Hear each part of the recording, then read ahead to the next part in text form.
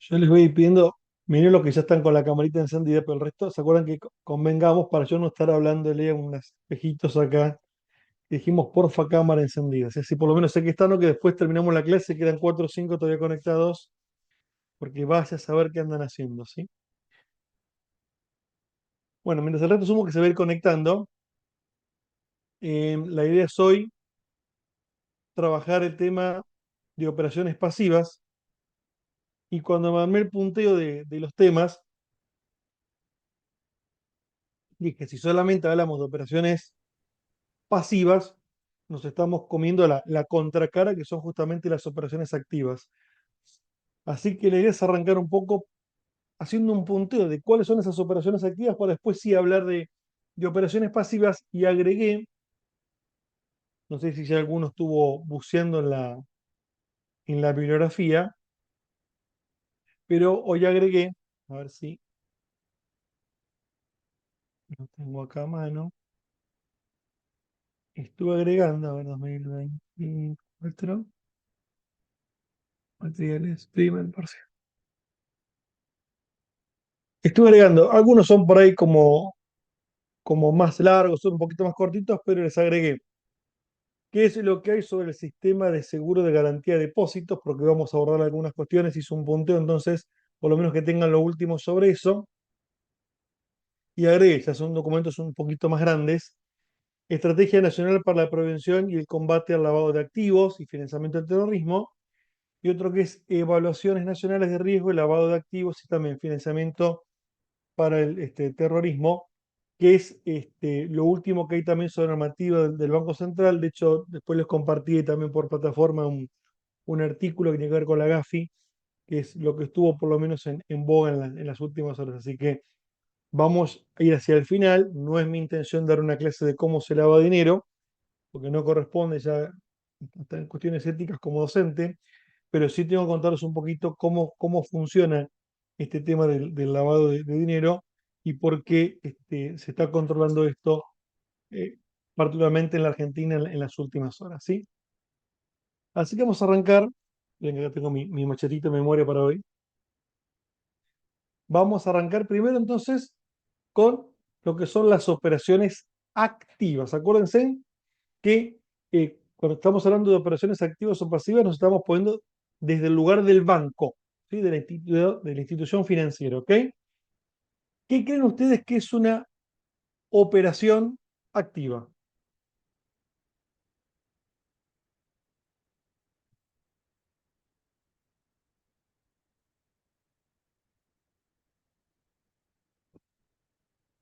No se desesperen, con tranquilidad espiritual. Yo sé que están en la cuenta regresiva pensando, pero esta no es la que viene.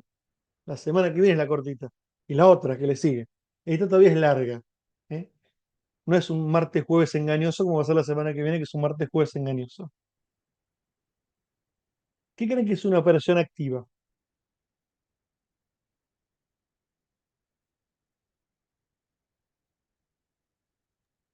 Puede ser los préstamos que da el banco, los adelantos. Ese va a ser un tipo de operación activa.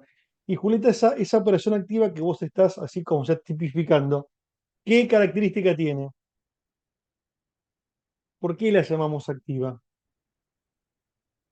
Que va a ser la característica justamente de todas estas operaciones activas, y por eso las llamamos activas y no como su contracara, que son pasivas. Supongo que porque se trata de un activo para el banco y un pasivo para el cliente, digamos. Mm, ¿Y por qué para el banco es un activo? ¿No es porque recibe un ingreso extra? Hay un ingreso. O sea que las operaciones activas para el banco son ese tipo de actividades que el banco lleva a cabo porque obtiene un ingreso. O sea, no es que las hace porque Ariel es lindo, Ailén me cae bárbara, o que Gisela es cumplidora y se baña todos los días. No. Sino que yo hago la actividad porque eso entidad financiera, ¿no? Porque eso me reporta a mí un ingreso. Si es extra o no es extra, tiene que ver con el giro del banco. Entonces, te genera un ingreso. Y ahí está. Por lo general, ese tipo de actividades que al banco le generan un ingreso suelen ser de varios tipos. La más conocida dijimos que era la de los préstamos, ¿sí? Los barcos o bancos, entidades financieras, ¿sí? Acuérdense que dijimos que otorgaban préstamos y que en función, ¿se acuerdan de qué hablábamos del préstamo? ¿Qué era lo fundamental para hablar de préstamo?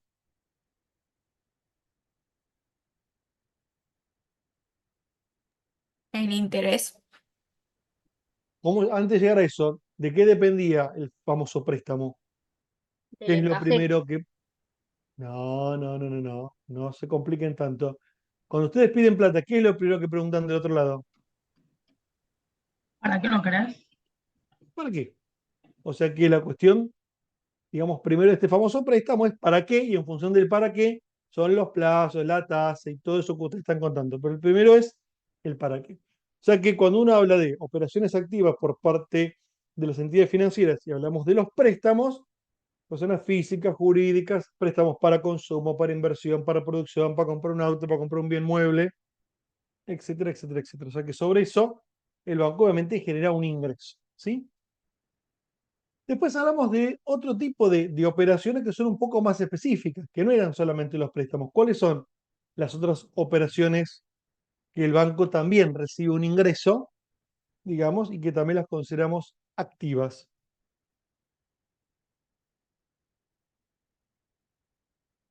¿Qué recuerdan?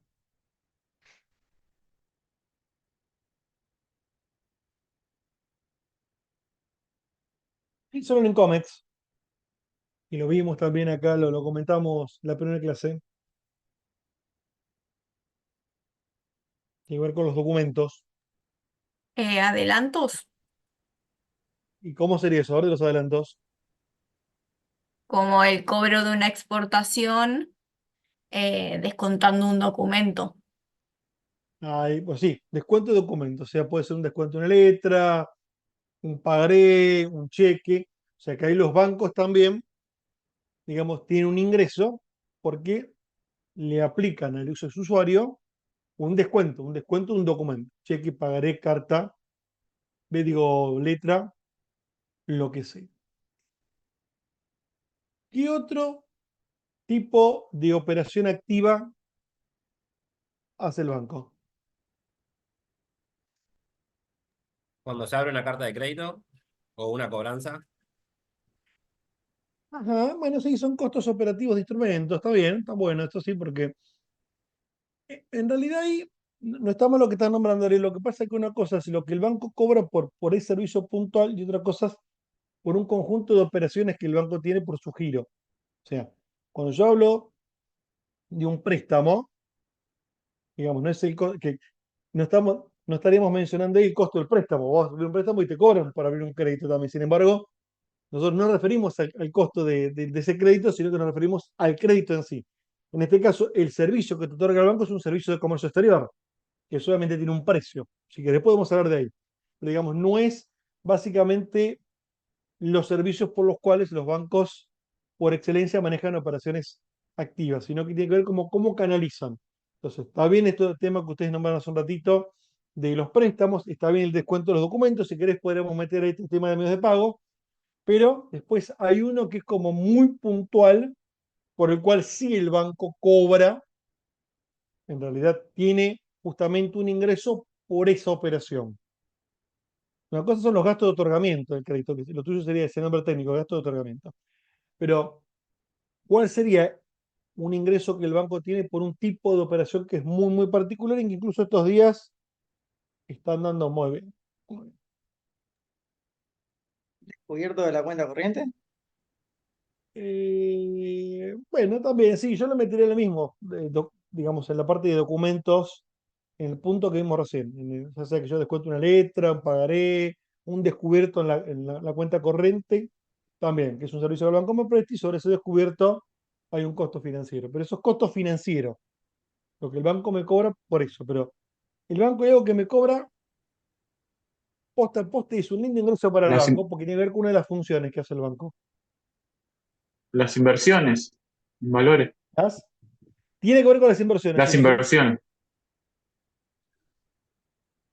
¿Cómo sería el tema de las inversiones ahí?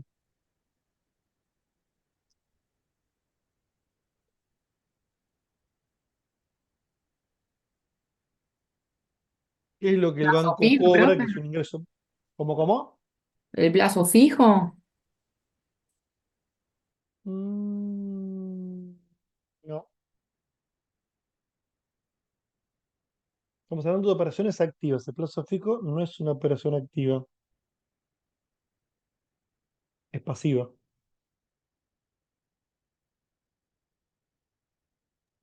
El leasing, profe, puede ser. El leasing, bueno, ahí podríamos meter, si quieren, toda la otra parte de medios de pago que tiene que ver con el otorgamiento de algún tipo de aval que el banco cobra por eso. Y también podemos meter el tema leasing, factoring, forfaiting también. Lo metemos ahí. Pero hay otra más. Venimos bien, pero falta una, que es como están los préstamos, está el descuento de documento y está este tercero que estoy preguntando que le viene esquivando mal. O se están haciendo los tontos porque ninguno opera con eso, o se quieren hacer los humildes y mansos de corazón.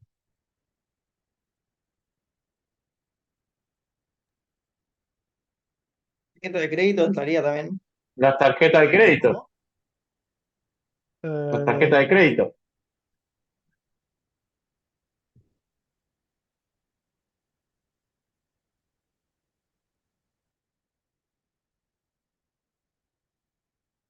no. La operación Financiamiento del activa, comercio exterior. la operación activa es la operación que lleva a cabo la entidad financiera con el propósito de obtener un dinero. Ustedes están confundiendo estas operaciones con servicios. Es como si me dijeran el seguro del auto. El banco no vive de un seguro para el auto de ustedes, ni vive de hacer una carta de crédito. El banco vive de estos servicios que son de estas operaciones activas, que son básicamente tres. Los préstamos es una, los descuentos de documentos comerciales es otra, cheque, pagaré, letra, lo que ustedes quieran. Y la tercera, que no me están contando. Pues todo lo demás son servicios que el banco brinda, son servicios conexos. Si no, estamos entendiendo mal lo que es la palabra de operación activa. Los otros son servicios. Y el banco cobra por esos servicios. Son servicios, que son operaciones. El crédito es una operación. El descuento de documentos es una operación. ¿Y cuál es la otra que es una operación registrable? Y que sobre eso el banco tiene una función que aparte aparece en la ley de entidades financieras y sobre eso obviamente el banco obtiene un ingreso, pero no es un servicio, es una operación. Lo he nombrado hasta el cansancio, acá están los cargué. Cartera, lo que es la ¿Cómo? cartera de inversión, no sé. Tiene que ver con las inversiones, sí, pero ¿qué tipo de Mm, inversiones? Sí, Los sí, tiene bonos. que ver con las inversiones. ¿Cómo? ¿Bonos? Bueno, sí, vamos a hablar de lo que es el mercado bursátil, bonos, títulos, acciones. Sobre eso, el banco es un intermediario y a usted le va a cobrar por la custodia y tenencia. Entonces ahí sí, son operaciones que el banco hace y de eso vive, porque intermedia. Es la función primaria del banco, intermediar entre el mercado bursátil y ustedes. Ahí estamos. Ahora sí, porque si esto no nos queda claro, cuando después nos metamos con la ley de intangibilidad de depósitos o el Fondo de Garantía Solidario, van a pensar que están garantizados los préstamos, los créditos, la comisión de una carta de crédito y nada que ver. Estamos ahorrando fiero. ¿Sí? Entonces acá tenemos como una primera definición de estas operaciones activas, los préstamos, los descuentos de documentos y lo que es la intervención en el mercado bursátil, esto de bonos, títulos, acciones y demás. Y estas otras operaciones que ustedes mencionaron, esto yo otorgo un aval, el tema leasing, factoring y demás. Hasta ahí venimos bien. Ahora, estas operaciones justamente estas operaciones activas, se pueden clasificar de diferentes formas. Ustedes hace un ratito me tiraron una clasificación que me dijeron según el destino de los créditos. Entonces me dijeron si es crédito para consumo, crédito personal, crédito para adquirir una maquinaria, créditos de inversión, crédito de producción. Bien, ahí tenemos uno en función del destino. Pero ¿cuál sería otra forma de clasificar, por ejemplo, un crédito dentro de estas operaciones activas?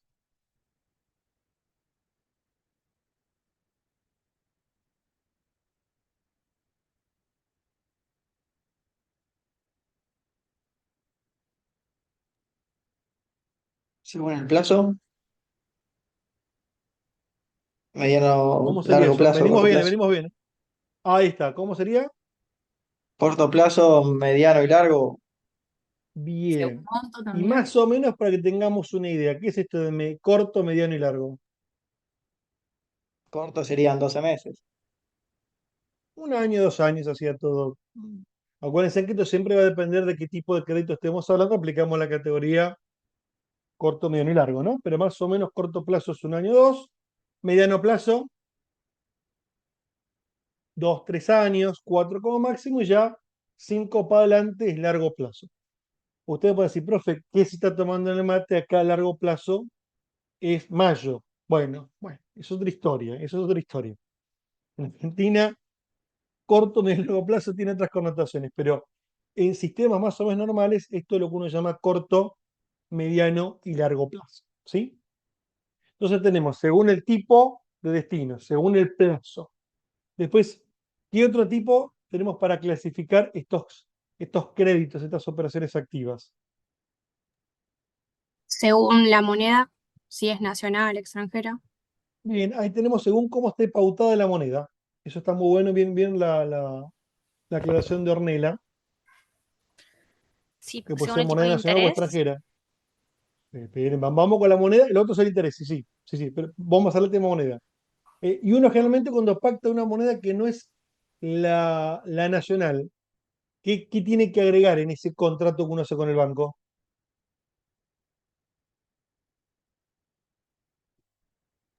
El ¿Qué les spread, parece que tipo de tiene que cambio. aparecer? ¿Cómo? El tipo de cambio. Claro, si vamos a hablar de tipo de cambio, ¿de qué tipo de cambio estamos hablando? Y sobre todo, ¿cómo referenciamos el tipo de cambio? Porque, a ver, yo les doy algo muy simple. Le voy a vender este celular a $1000. Ustedes lo primero que me dicen es, ¿cómo le doy los $1000? Entonces ustedes pueden agarrar así, bueno, tipo de cambio oficial, Tipo 800 fijo. 90 Blue. Entonces, Claro. cuando uno tiene que hacer esas conversiones, tiene que decir en moneda extranjera y que se va a recurrir, digo, tanto para los pagos como para los cobros, ¿eh? ¿Cuál es el mecanismo por el cual se hace esa conversión? Por lo general, operaciones legales, porque nosotros estamos hablando siempre de operaciones legales, vamos a hacer referencia al tipo de cambio oficial que publica el Banco Nación o el Banco Central en el momento de la operación. ¿Sí? Porque vieron que uno cuando dice otra moneda, realmente que va a tener que pagar, ¿qué es? Al blue del momento. En las operaciones legales no es tan así, sino que se pauta el tipo de cambio oficial que por lo general publica el Banco Nación al momento de la transacción. ¿Sí? O sea que tenemos el tema del tipo de cambio cuando es una moneda distinta. ¿Qué puede ocurrir?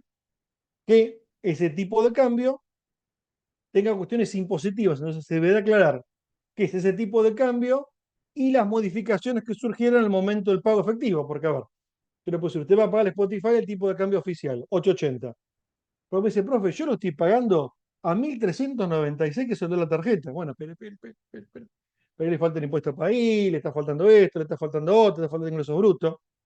Entonces, cuando uno paga, tiene que aclarar, si no es una moneda, si no es la nacional, cómo está calzada después en términos tributarios. O sea, no solamente el tipo de cambio, sino el alcance tributario. Fíjense en que los pagos en moneda extranjera, salvo que yo tenga la moneda extranjera porque la saqué de algún lado, no es tan simple. Por eso esto hay que aclararlo, porque tiene que ver con lo que vamos a ver al final del encuentro de hoy, todo el tema del lavado de activos y de cómo surge plata de actividades justamente no legales.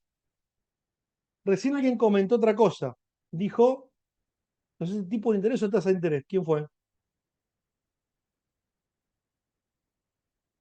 Yo, profe, Bien. ¿Qué dijiste? Que también algo que, o sea, que las operaciones activas también se pueden distinguir según la tasa de interés, que Ujú. puede ser de interés fijo o interés variable, ¿puede ser? Bien. O sea, ese famoso crédito que uno pide o esta operación está alcanzado por un costo, ¿no? Que se lo mide con una tasa. Esa tasa puede ser básicamente de tres formas. Puede ser fija, puede ser variable o puede ser mixta. ¿Sí? Esto siempre está muy atado a las dos condiciones anteriores. Primero, el destino y segundo, el plazo.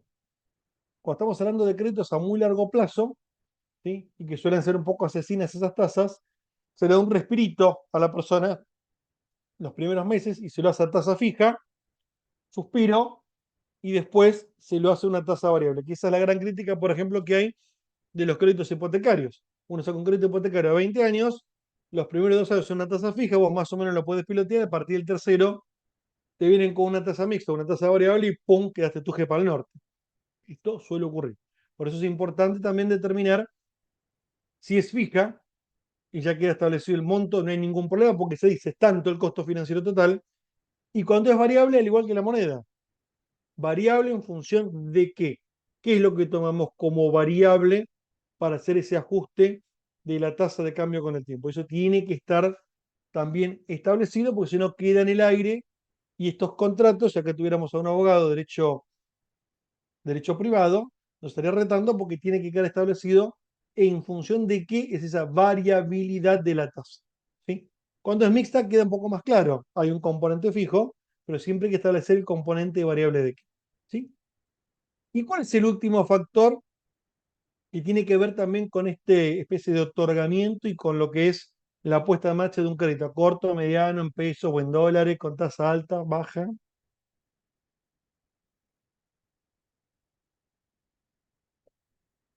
Porque la confianza es muy linda, pero las palabras se las lleva el viento. Entonces, ¿cuál es el último elemento que aparece acá?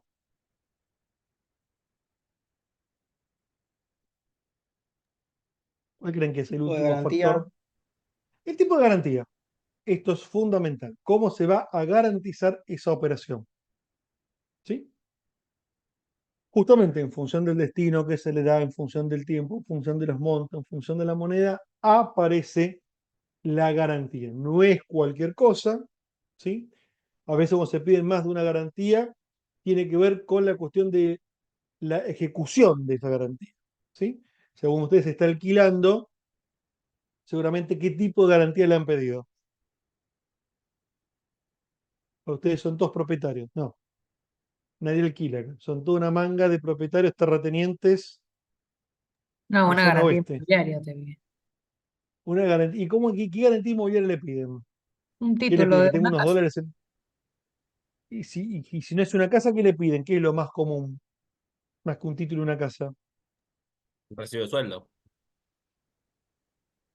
Mira, uno generalmente cuando alquila pide un Y determinado, y ahí es donde viene el tema. Si ustedes alquilan una casa por 250.000 pesos, no le ponen con recibo de sueldo de 120.000, porque ¿cuál es el cálculo automático que se hace? Pensaban que se puede embargar un 20% de un sueldo, y con prioridades. Digo, si una persona ya tiene el sueldo afectado, por ejemplo, alimentos y demás, se complica. Pero cuando uno tiene que rápidamente traer un embargo por un incumplimiento, por un contrato, en este caso de locación, yo no voy a hipotecar una casa, no voy a poner a vender un lete. Entonces buscamos algo que es más líquido, que es generalmente un recibo de sueldo. Obviamente uno primero intenta romper los quinotos, deudores incobrables, intenta por todos los medios, ahora cuando ya esto no va más, que se legalice, va a juicio, el sueldo es más fácil de afectar que ir a vender una casa, ¿no? En el Sí, medio saben que puede pasar de todo. también está lo que es el seguro de caución. Cuando no tenés una garantía, te piden el Y ahí seguro de está. caución que es bastante carito.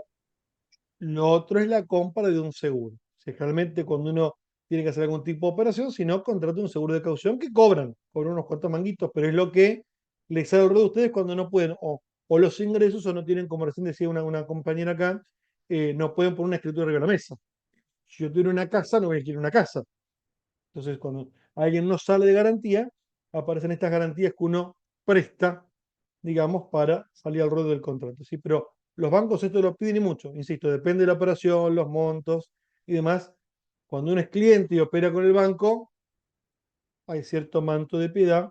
Cuando uno lo hace, bueno, obviamente los requisitos son mayores. Por eso,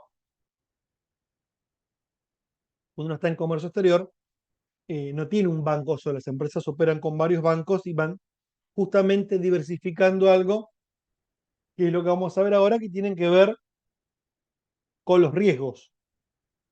¿Sí? Cuando uno empieza a operar en el mercado crediticio, hay básicamente tres tipos de riesgo. Usted va a decir, ¿profe, puedo dar más? Sí, sí, yo no digo que no. Estoy intentando sistematizar lo que está en la bibliografía para no complicarnos, pero tenemos tres tipos de riesgos, ¿sí? ¿Cuáles creen que son esos tres tipos de riesgos?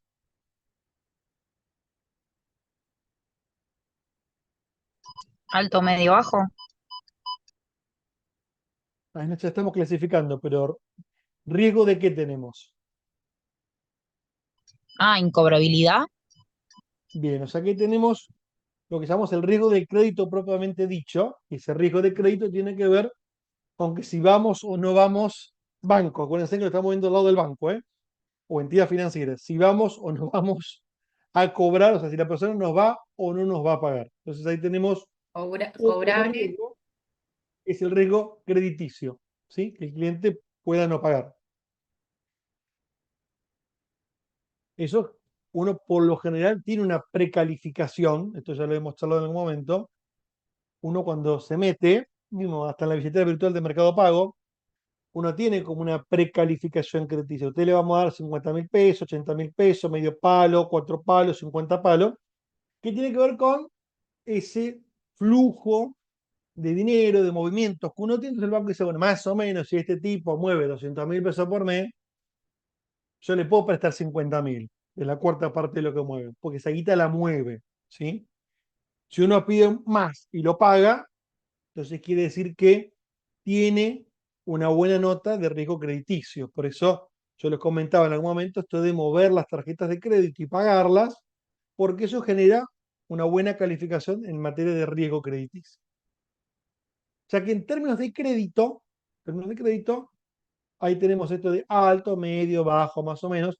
De hecho, si alguno de ustedes entró a la central de deudas del Banco Central y cargó sus datos, habrá visto que hay una calificación de 1 a 5, hasta con colorcitos, digamos, desde verde hasta el rojo, de cómo califica el mismo sistema financiero en la Argentina esta especie de cobrabilidad o no, o morosidad de los distintos agentes dentro del sistema financiero. Pero eso es en cuanto al crédito. Si yo pido un crédito, el riesgo de pagar o no pagar, o el riesgo de cobrar o no por parte de la entidad. Pero ¿qué otro tipo de riesgo aparecen dentro de estas operaciones activas? De mercado. ¿Y cómo sería un riesgo de mercado? Y por ejemplo, lo que está pasando con los bonos, que resulta que el mercado fluctúa y entonces pierde valor. Ahí está. Cuando uno opera en el mercado bursátil, hay un riesgo de mercado.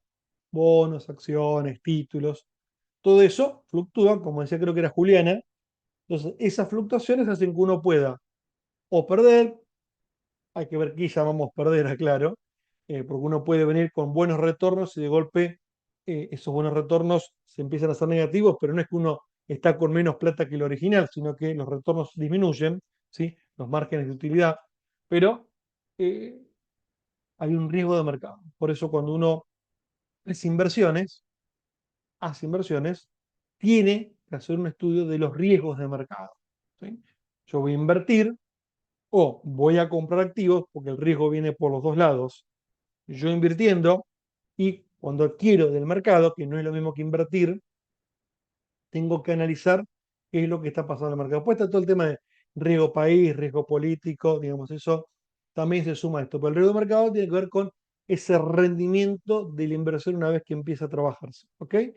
Si yo compro títulos, valores y demás, eso que yo compro tiene de por sí un riesgo, que yo lo asumo, y si yo pienso poner plata en una cuestión productiva, también hay un riesgo de mercado. Que me vaya bien, que me vaya mal, que venda, que no venda, que haya contracción, que se va todo el joraca, eso también tiene un riesgo. Y hay un último gran riesgo que asume la entidad financiera. ¿Cuál es? ¿Será legal? No, no es tanto legal. A ver, ¿qué sería legal para vos ahí? A ver. No sé quién habló, pero escucho. Yo, Juliana, pero lo estoy pensando, ¿no? Estoy tratando de ponerlo en palabras. Eh, ¿Riesgo ¿A qué llamás cambiario, vos legal? profe? No, porque el riesgo cambiario lo podemos ver como riesgo de mercado ahí. Pero ¿qué le puede pasar a la entidad que lo vimos también en la primera clase y no en la segunda cuando trabajamos más la ley de entidades financieras? ¿Qué le puede pasar al banco si no calza bien sus operaciones?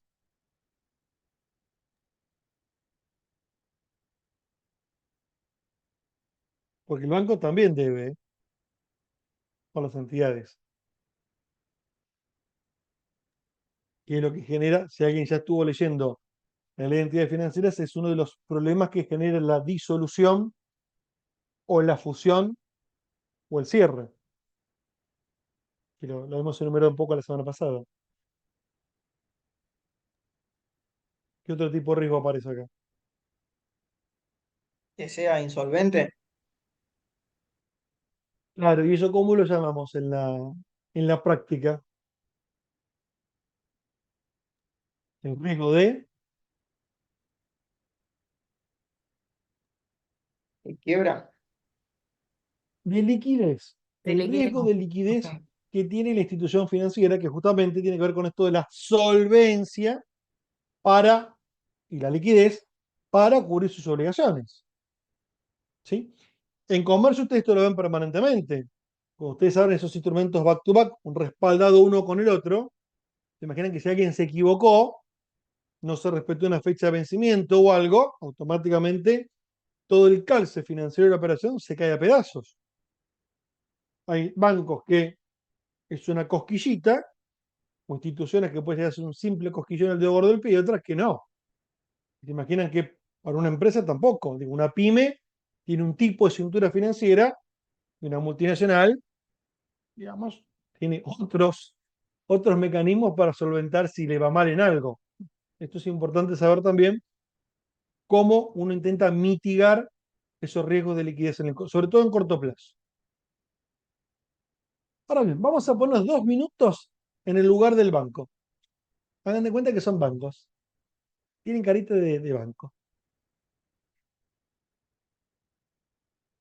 Si el banco sabe que existen estos riesgos, porque no es tonto, el banco sabe que existen estos riesgos, hay un concepto que se llama gestión para minimizar, ¿sí?, los riesgos. Es la famosa gestión de riesgo bancario y financiero que cualquiera que estudie administración, que estudie la carrera de contador, lo ve acá. Nosotros vamos a tomar prestado el concepto, pero si alguien después quiere profundizar el tema, nos pueden pedir, Ramiro y yo tenemos bibliografía. Se llama gestión del riesgo. Y los bancos, por lo general, para hacer esta gestión del riesgo, llevan a cabo como tres cosas. Tres cosas, que ustedes seguramente las conocen y vamos a ver un poquito más de nombre técnico y los vamos a definir. Pero ¿cómo hace el banco para evitar que el riesgo los paralice? Porque si uno va a pensar en no otorgo un crédito porque no me lo van a pagar, no otorgo un crédito porque van a devaluar, no otorgo un crédito porque no lo puede pagar, entonces no tendríamos crédito. Entonces, los bancos, ¿qué hacen o qué hace una entidad para hacer una gestión de riesgos y que la rueda siga funcionando lo más aceitada posible?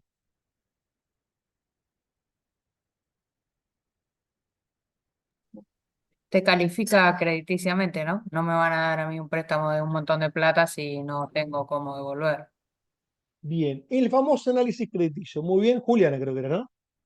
Sí, soy yo. Ahora aprendo, perdón. Bien, no hay problema.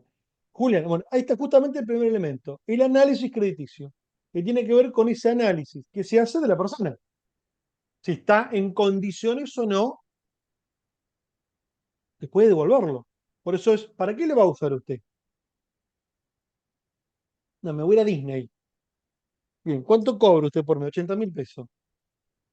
Que va hasta 100 años para pagarle el crédito, hermano. O sea, perdón que sea crudo, pero un oficial de cuentas, un oficial de crédito en un banco, lo primero que analiza es esto. ¿Para qué la va a usar? ¿Qué ingresos tiene y cómo lo piensa pagar? Los bancos lo que menos son tontos. Entonces, el primer elemento es análisis crediticio. Mire, usted me está pidiendo 10 lucas, yo le puedo prestar 50 centavos. ¿Le sirven? O sea, que análisis crediticio.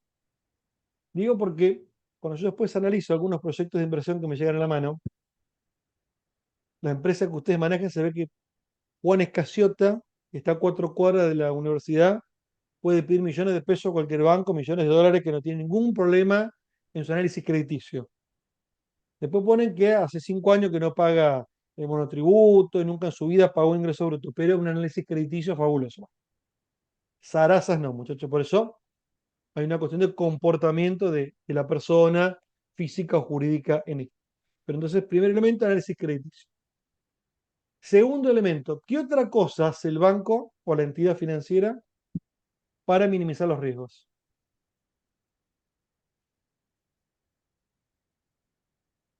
Lo usamos cualquiera de nosotros también cuando tenemos que invertir, ¿eh? Es la regla de oro. Diversifican La los diversificación. clientes. La diversificación, exactamente. Los clientes son para los bancos, así como uno puede diversificar en un CDR, un plazo fijo, $2 en el colchón, un bonito, una acción, un título. Yo diversifico porque en el revoleo algo me va a ir. Los bancos también, pero en vez de revolear en eso, revolean en clientes. ¿Sí? O sea que los clientes somos para los bancos una cartera para diversificar. Entonces, uno tiene como un perfil, este tipo le puedo ofrecer esto, este tipo le puedo ofrecer lo otro. Por eso a veces nos llegan al azar esas promociones, querés cambiar el auto, querés esto, querés lo otro, porque uno en algún momento ha hecho algún movimiento, ha hecho algo, entonces el banco en eso hace permanentemente inteligencia, hay un logaritmito dando vuelta por el algoritmo y te manda algo. O sea que los bancos también hacen diversificación en los tipos de crédito que otorgan. ¿Y cuál creen que es el tercero y último de estos que estamos nombrando nosotros, de estos mecanismos de gestión de riesgo que llevan a cabo los bancos? Y aparte, a veces me lo ofrecen, ¿eh? Hay entidades que hasta lo ofrecen.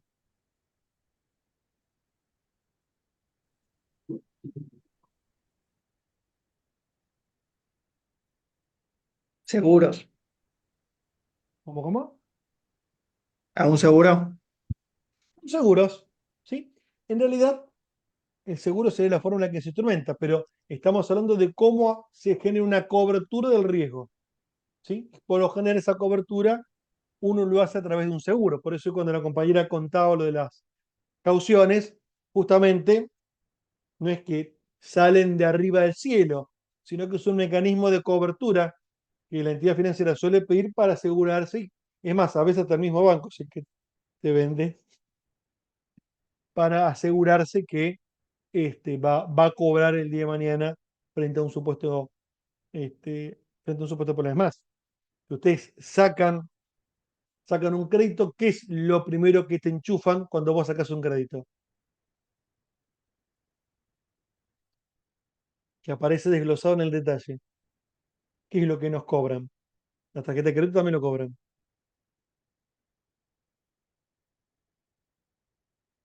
¿Qué creen que nos cobran?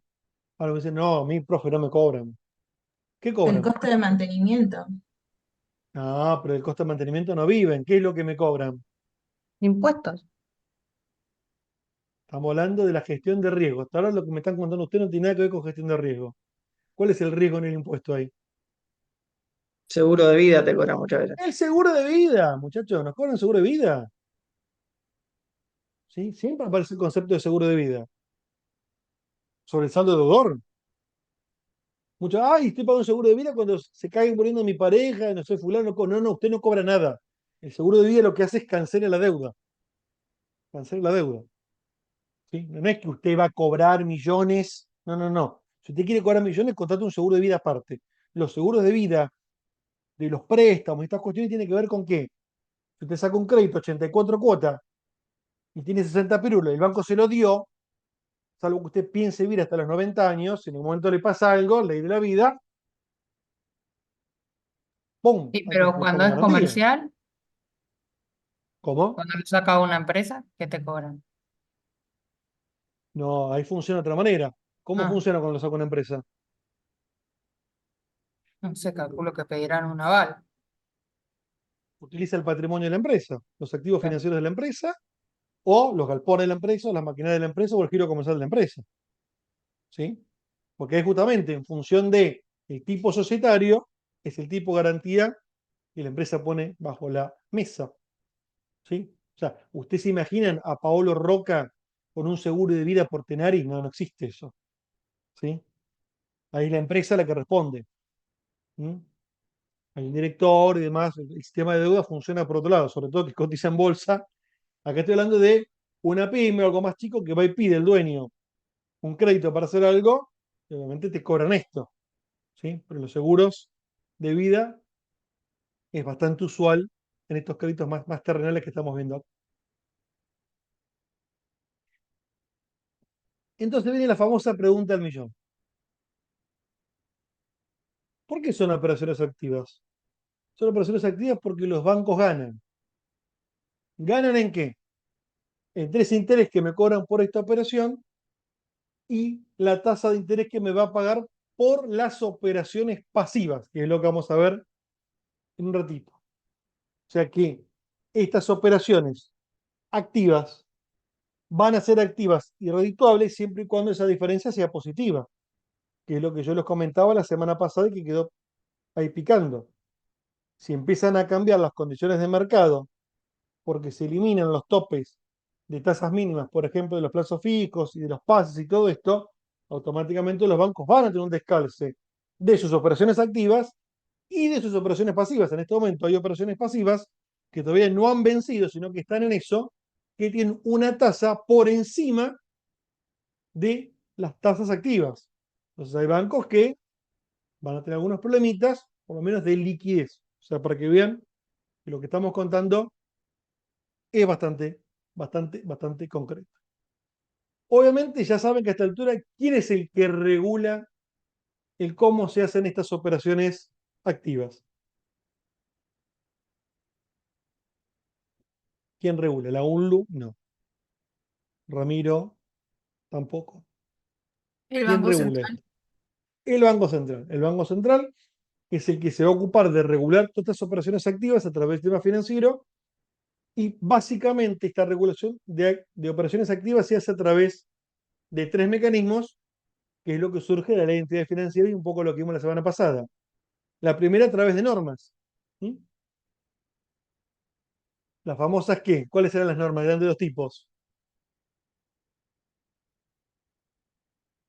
¿Cuáles eran las normas del BCRA? Circulares, Circulares y eh, comunicaciones. ok. O sea que el BCRA, a través de circulares y comunicaciones, va a establecer justamente estos requisitos y cómo las entidades financieras tienen que regular el otorgamiento de este tipo de operaciones. ¿Mm? Por eso, cuando ustedes hablan de algún tipo de crisis financiera en algún lugar del norte del globo terráqueo, como estas regulaciones fallan, por eso esas crisis financieras se transmiten después al resto del mundo. ¿Sí? Nosotros no nos contagiamos ni un estornudo, pero cuando en otro lugar del mundo se realizan operaciones operacionadas y no están reguladas, tenemos el caso de las hipotecas subprime del 2008. O sea que por un lado normas, y ya dijimos básicamente estas dos. Por otro lado lo que hace es supervisa que esas normas se cumplan. Por eso hay un monitoreo permanente de las entidades financieras, monitoreo que sabemos que en las últimas horas está generando bastante revuelo en todas las entidades financieras.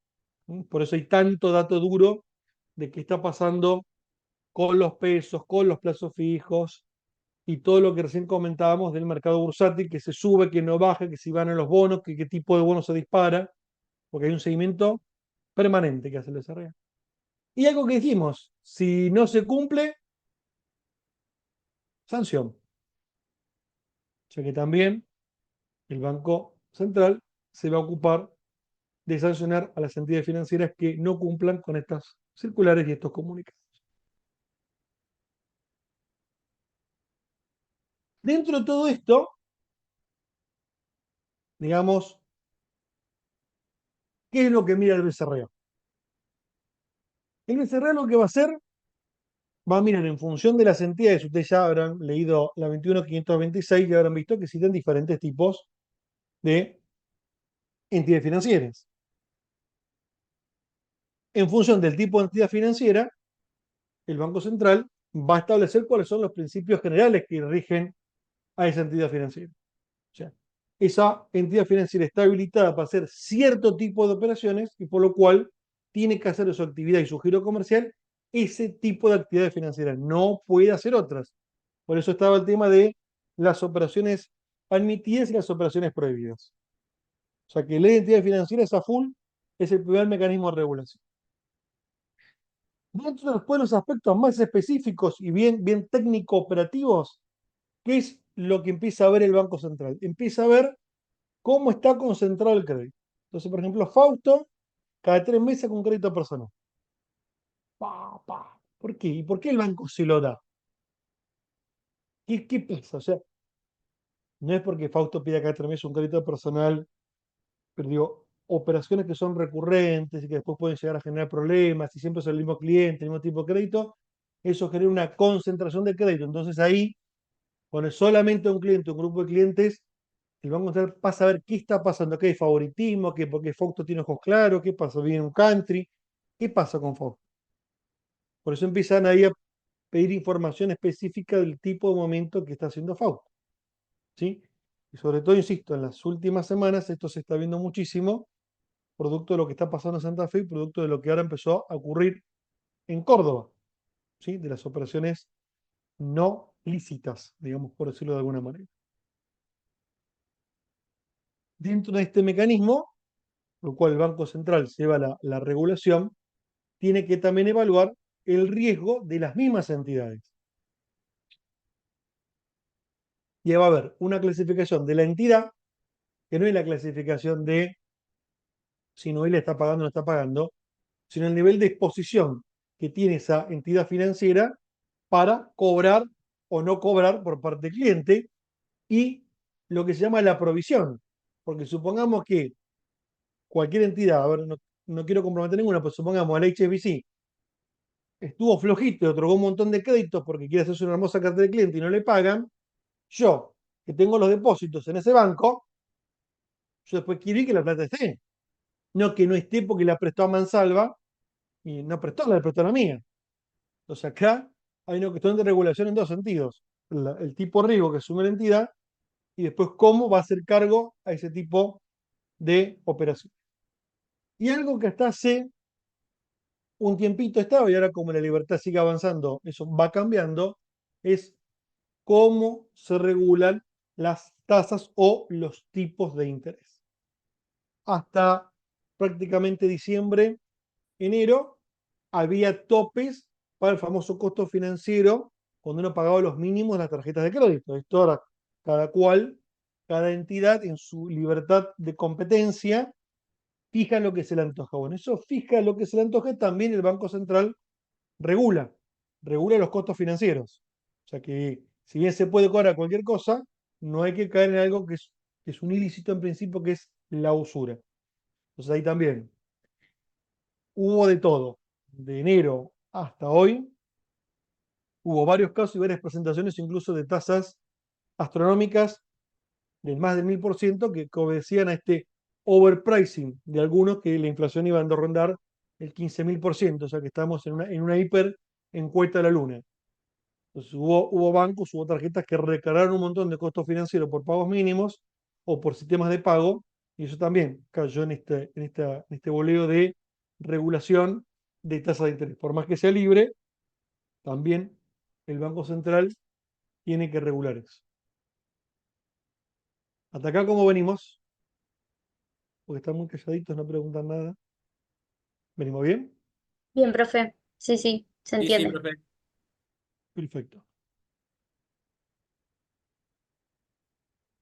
¿Qué hace entonces nuestro famoso Banco Central, nuestro gran banquito central? Yo quiero intentar cerrar esta parte de operaciones activas, así ya nos metemos con las pasivas, que es lo que nos interesa, por eso voy como rapidito con esto.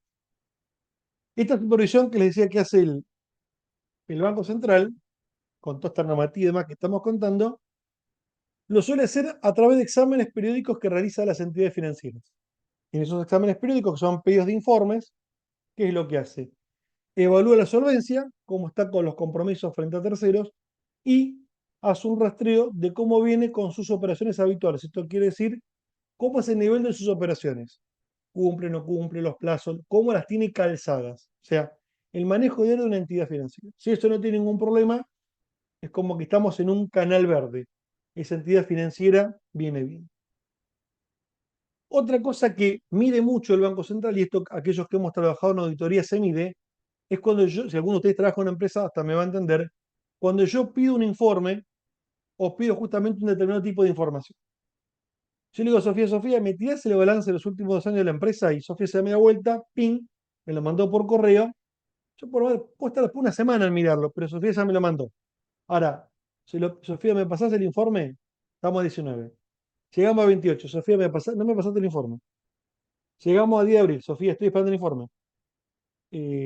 Parece una pavada, pero cuando se demora, eso genera más rechazo todavía en el examen y es más. Desembocamos en el tercer tipo de supervisión, que es la inspección física. Te cae, no son los abuesos de la FIP, pero te cae una auditoría del Banco Central para verificar qué está pasando porque no me está coincidiendo lo que vos me estás informando con los registros que tenés calzadas en el Banco Central. ¿Pasa? Pasa. Y de hecho hay veces que los bancos paran y no operan porque están en supervisión. Les cayó una auditoría. ¿Sí? No quiere decir que están por fundir, sino que caen porque hay algo que llamamos inconsistencia en la información entre lo que se informa y lo que se ve en números. Entonces hay algo y eso hay que ir in situ. Y aparte son de sorpresa. O sea, te pueden avisar, pero por lo general esto es sorpresa, como cuando dice vamos a hacer un feriado cambiario. Si yo soy un feriado cambiario no lo aviso, porque pierde el efecto de un feriado cambiario. Entonces las supervisiones físicas del cumplimiento tampoco se cuentan. ¿Qué puede ocurrir de todo esto, de estas verificaciones? Básicamente pueden ocurrir 3 cosas. Si algo no se cumplió, vamos a decir que es leve o que es salvable.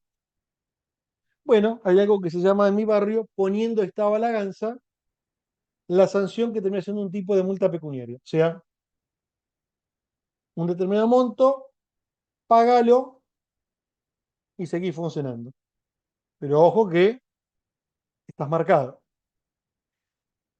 A veces puede ocurrir que no sea una cuestión de multa, sino que se inicie un sumario administrativo y ahí empezamos a bailar. El que está en el banco empieza a bailar. Es un problema de la sucursal, es un problema de la casa matriz, es un problema del banco en general, es un problema de un sector.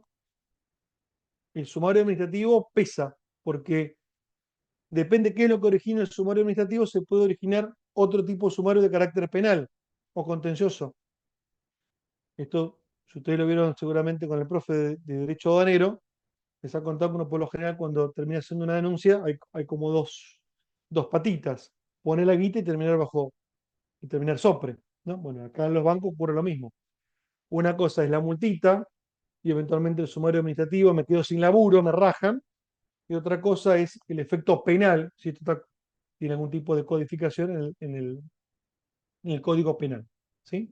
O en el contencioso administrativo o en el contencioso penal. O sea que también eso puede implicar desde una suspensión, una cancelación, ya sea de la sucursal, sea del banco, sea del actor dentro del banco o de alguno de nosotros como cliente que se mandó un moco y como el gerente es mi amigo, yo suelo jugar con él a la pelota los fines de semana, se hizo el boludo y bueno, fue cómplice.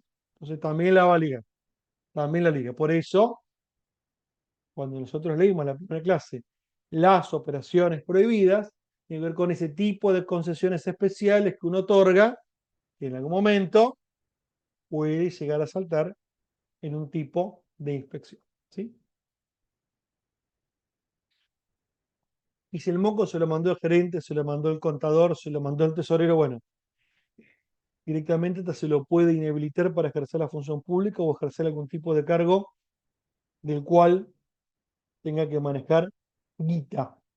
Ustedes saben que con toda organización y sobre todo en la parte financiera, acá hay una clasificación respecto al tipo de responsabilidad que yo tengo en la entidad financiera. Una cosa es manejar guita y otra cosa es ser simplemente un peón que llevo y traigo un papel. Por lo tanto, al momento de un problema, las, penas, digamos, son completamente distintas. Y el último elemento es, ¿y por qué se rompe tanto las guindas con esto? ¿Qué sentido tiene que esto sea así? El sentido que esto tiene que ser así porque cuando yo opero, y yo cliente que voy, pongo mi platita en el banco, o que cobro y tengo la platita depositada, es saber que esto está funcionando dentro de ciertos parámetros. Entonces, de alguna manera, este tipo de regulación, algunos putean en chino, yo particularmente no puteo en chino, me gusta que exista, es porque es una forma de proteger al que deposita. O sea, uno que intenta transmitir al sistema. Eso es lo que vimos primera clase como una especie de objetivo utópico, ¿no?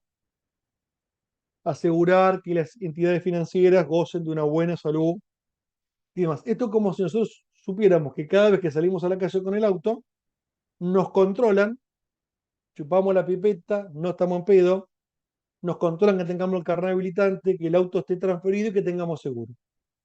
Si eso se hiciera cada vez que sube el auto, no tendremos ningún problema. Todos saldremos a la casa viendo que el otro tiene seguro. Bueno, en la vida real sabemos que eso no pasa con un operativo. Bueno, acá lo que el Banco Central intenta es que haya controles que aseguren que el sistema financiero funcione. Y eso, como les decía, dentro de todo anda bastante bien. Podemos quejarnos incluso de algunos controles excesivos, pero esta protección hacia los depósitos funciona y funciona bien. Ahora cuando veamos el tema de cuánto es lo que está garantizado, qué es lo que está garantizado, van a ver que eso en la Argentina por ahora funciona. También lo que se intenta es evitar que las instituciones tomen riesgos por encima de su posibilidad de afrontarla. Por eso esto genera esa estabilidad. Cuando dicen, no, los bancos se van a fundir, no, los bancos... A ver, si yo controlo que no hagan justamente, otorguen créditos por encima de sus compromisos, de sus encajes, de sus patrimonios y demás, no hay riesgo de que se funda, no hay riesgo de que si algún cliente no le pague, no pueda hacer frente a algún depósito, a alguna obligación. Y lo otro que se intenta con esto es que también los bancos puedan competir. Y acá viene todo este tema de los servicios que nosotros estamos contando, que es lo que hacen la diferencia entre un banco y otro. Cuando diversifican, cuando dan los créditos, cuando dan los servicios, cuando los llaman y los atienden bien, mal o no los atienden, pero tiene que ver con estos mecanismos de regulación que el mismo sistema financiero pone en funcionamiento. ¿Sí? Esto es lo que yo quería comentar así, pero resumido, de las operaciones activas, porque en realidad esta unidad tiene que ver con las operaciones pasivas. Pero si yo arranco hablando de operaciones pasivas, me quedo rengo porque me falta la contracara que era esto. Ya hemos definido bastante claro cómo funciona lo que son las operaciones activas. Dudas, preguntas hasta acá. No es algo complicado, habrán visto que no es nada del otro mundo, no es una ciencia, pero teníamos que aclarar algunos conceptos. Hasta acá, ¿cómo venimos?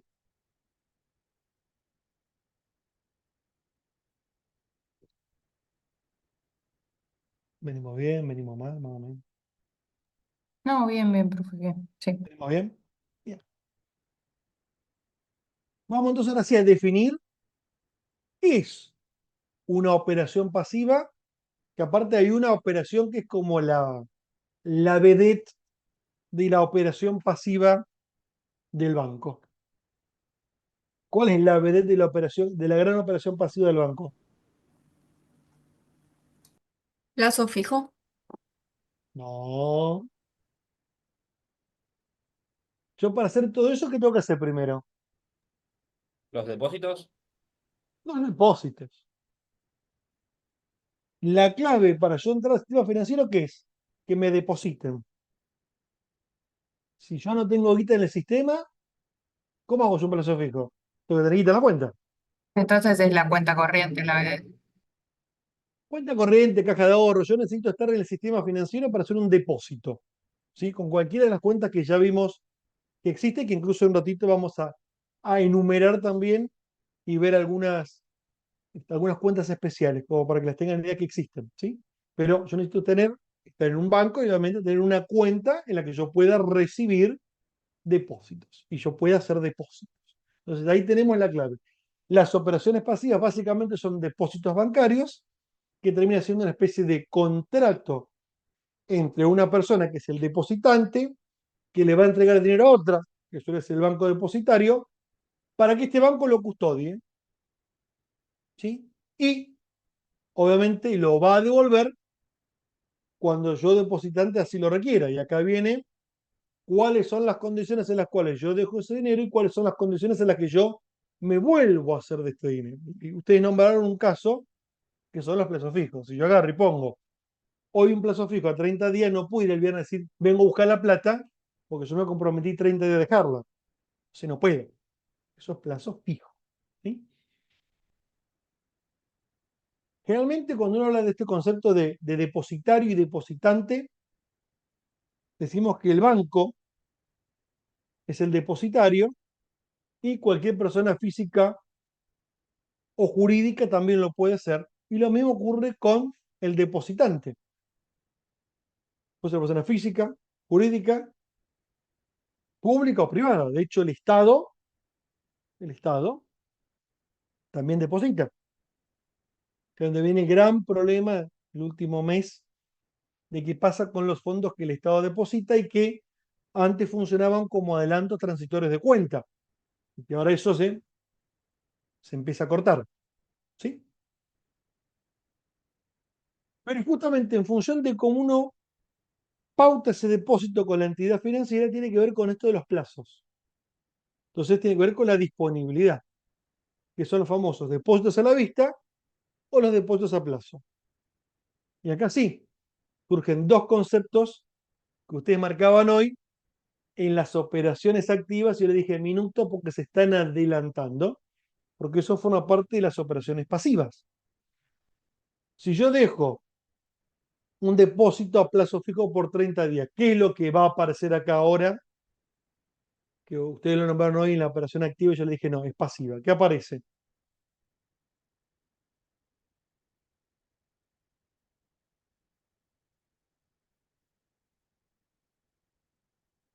¿Qué me va a dar el banco a cambio de eso? Intereses. Los intereses. ¿Sí? Y así como el banco me va a pagar intereses, si yo uso un descubierto, como decía recién creo que la compañera Juliana, ¿qué es otra cosa también que me va a cobrar?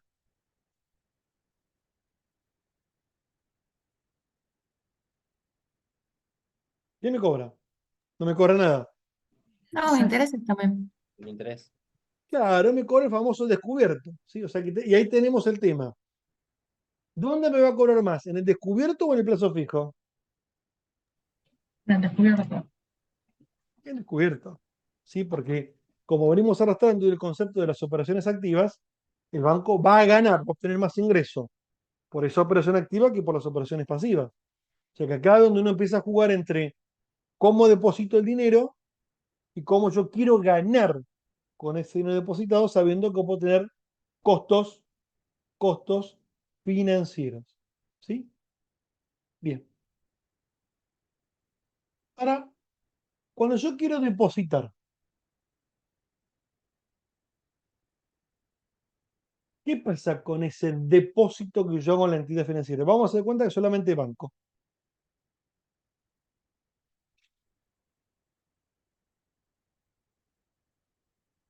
¿Qué pasa?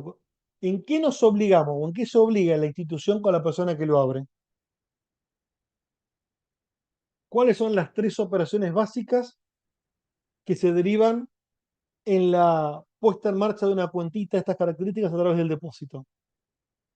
Hay tres operaciones que surgen cuando tengo en la cajita de ahorro la cuenta corriente. ¿Cuáles son esas tres operaciones? La primera, ¿cuál sería?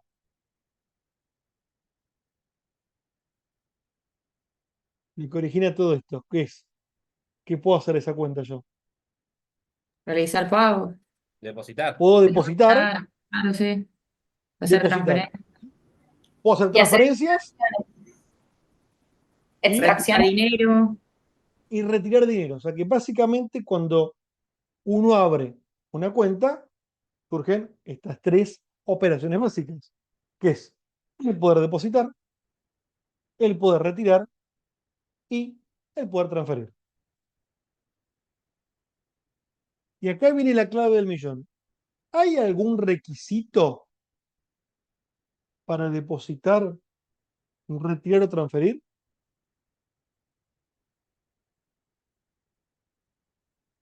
Dependiendo en tema, por ejemplo, montos, a veces sí, y dependiendo también de dónde uno retire, si va a una caja, porque lo puede hacer por caja o por banco. En caja sí se Ajá. requiere, o sea, el que es el titular de la cuenta. Ahí vamos, a eso Gisela, a eso vamos Gisela. ¿De qué depende que yo quiera depositar, transferir o retirar? Del tipo La de cuenta, totalidad. ¿no? Hay cuentas que Depende del únicamente tipo de son... cuenta y qué más ocurre con ese tipo de cuenta. ¿Qué tiene que ocurrir? Todos ustedes están bancarizados, ¿sí? Todos ustedes depositan, transfieren y retiran. Pero ¿cuál es la condición sine qua non para hacer eso? Que es extremadamente boludo lo que estoy preguntando, pero ahora van a ver dónde se complica esto. Tener plata en la cuenta. ¿Cómo? Tener plata dentro de la cuenta. No, si yo deposito no puedo no tener plata. ¿Quién es la persona que está o quiénes son las personas que están habilitadas para transferir, depositar y retirar en forma natural? El propio titular. El titular. El titular o los titulares. Y en función de cómo se pautó esa apertura de esa cuenta, los retiros no son de libre disponibilidad.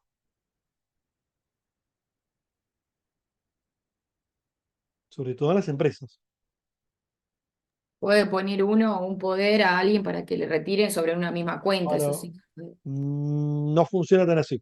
Minuto. Vamos despacio. ¿Hay algún requisito para el depósito o los depósitos son libres?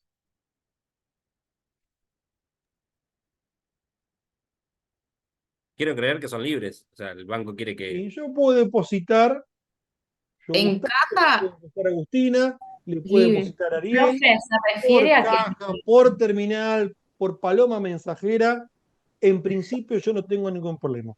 Operativo. Después está la cuestión de si tengo que demostrar la guita, si es porque Ariel me tiró un pico y yo le estoy pagando el pico, es otra historia, pero en términos operativos, yo puedo depositarla a cualquiera. De hecho, cuando ustedes contratan un paquete turístico, van a depositar, van y depositan, después ¿qué hacen? Ese comprobante se lo giran al tipo que le están contando el paquete y le dicen, bueno, en vez que te transferí, te pagué. O sea que en principio yo puedo depositar en la cuenta de cualquiera. Operativamente lo puedo hacer desde un banco, una terminal, de mi cuenta a esa cuenta, o sea que yo puedo, en principio, depositarle a un tercero sin grandes inconvenientes. O sea que prácticamente la transferencia funcionaría igual. Si yo tengo acceso a esa cuenta por una aplicación de celular, desde un cajero automático o del home banking, si yo tengo acceso, es muy probable que también pueda transferir sin grandes dificultades. ¿Dónde se empieza a complicar el retiro físico? Y depende de las en cuentas también puede ser las transferencias. ¿Por qué? Porque yo puedo abrir una cuenta, y de hecho las chequeras funcionan así también, de firma conjunta, que se requiera firma conjunta de dos personas o no. Y entonces acá por eso la paré hace un ratito a Gisela. Yo puedo agarrar y decir, bueno, voy a emitir un cheque, ya tengo un cheque, este cheque lo puede firmar el presidente, el contador o el abogado, en forma indistinta o conjunta. Y no es lo mismo. Una cosa que lo pueda firmar cualquiera de los tres en forma indistinta y otra cosa que sea en forma conjunta. Tiene que tener la firma de los tres. Porque si no la tiene, no sirve. Y si el abogado se enfermó y lo autoriza el hijo, no sirve. Porque es el abogado. O sea, no se puede transferir ese tipo de poderes. O sea que depositar no hay grandes problemas. ¿Quién te va a prohibir que vos le pongas plata a otro. Por eso se controla, ahora van a entender por qué se controlan los depósitos. Y por un control, ahora van a ver por cuál es. Pero cuando yo saco plata, o que la transfiero, o que me la hago física, ahí hay que prestar atención porque no cualquiera. Como uno es el titular de su propia cuenta, no hay drama. Si uno es titular con su pareja o con algún familiar y es en forma indistinta, es lo mismo. Entonces está el titular y el cotitular. Por lo general, en las entidades financieras, el titular es el responsable fiscal. Y el cotitular es justamente el que colabora con las operaciones cuando el titular no puede. Dice, son los dos titulares. No, no, generalmente es uno el titular y el otro es cotitular. Y el titular suele ser el responsable financiero. ¿Sí? Es el que pone la jeta para demostrar los fondos. La otra persona está habilitada prácticamente en igualdad de condiciones a operar con el banco. Ahora, en esas empresas se habilita una cantidad de personas para que en forma indistinta, pero sí con un requisito de conjuntividad, esto quiere decir, yo habilito 30 personas, pero puedo decir que tiene que estar la firma de 3 o 4 personas para hacer esa operación, de ese conjunto de 30 que yo habilito. Por eso, ustedes asocian enseguida el poder. Yo puedo otorgar un poder para operar por ahí en la aduana, puedo otorgar un poder para un instrumento de pago, pero cuando hay que tocar la cuenta, hay personas específicas, ¿no? Que yo voy con un poder del escribano, mire, me acaba de habilitar Paolo Roca para que yo maneje la cuenta de tener. Eso no existe. Así no existe como tal, y sobre todo porque los home banking de empresa no es el home banking personal que nosotros tenemos. Por eso es importante cuando uno hace la apertura de esta cuenta, cómo abre la cuenta y a quién asigna como cotitular o responsable para operar en forma conjunta o indistinta con uno. Ahora sí, ¿cuáles son los tipos de cuenta que podemos abrir?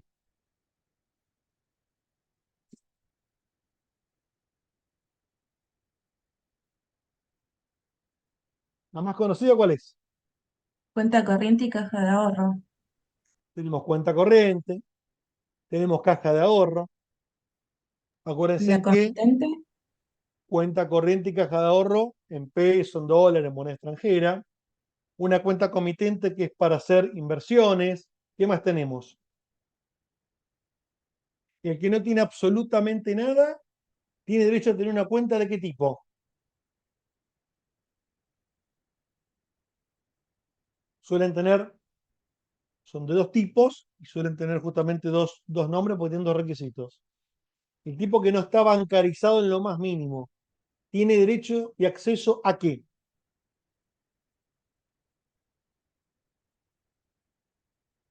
¿Cómo se llama esa prestación? La cuenta DNI.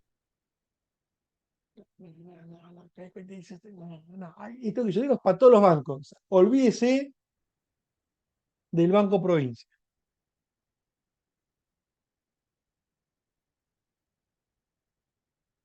No, lo que es cuenta sueldo, que, o No, bueno, cuenta caja de Pero que personal, usted ahorro. no tiene calculo. sueldo, No, una ¿cómo, cuenta cómo? personal. ¿Caja de ahorro, profe?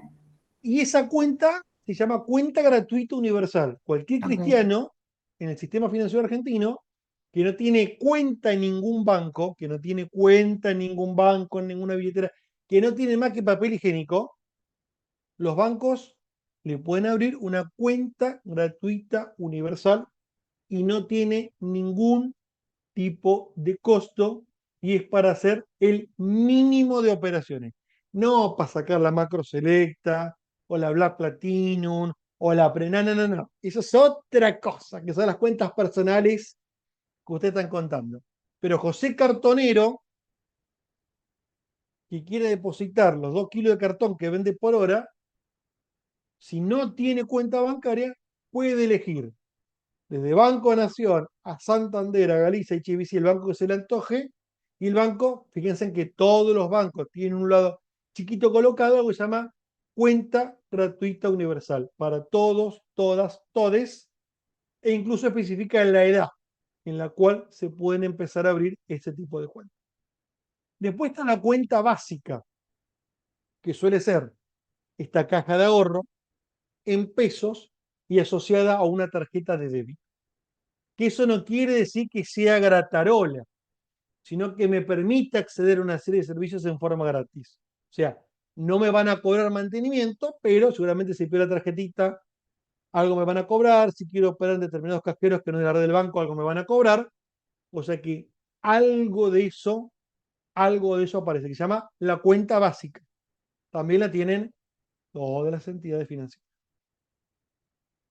Después aparece eso que ustedes hacen porque tienen carita de estarlo haciendo, que son las famosas cuentas remuneradas. Es otro tipo de cuenta. ¿Mm? Que son las cuentas por las cuales la entidad financiera le paga al cliente por tener la guita ahí. Un tipo de cuenta que se puede abrir. ¿Sí? Que ustedes lo suelen hacer esto con las billeteras virtuales. ¿Sí? Es una cuenta que paga intereses sobre el saldo de depósito.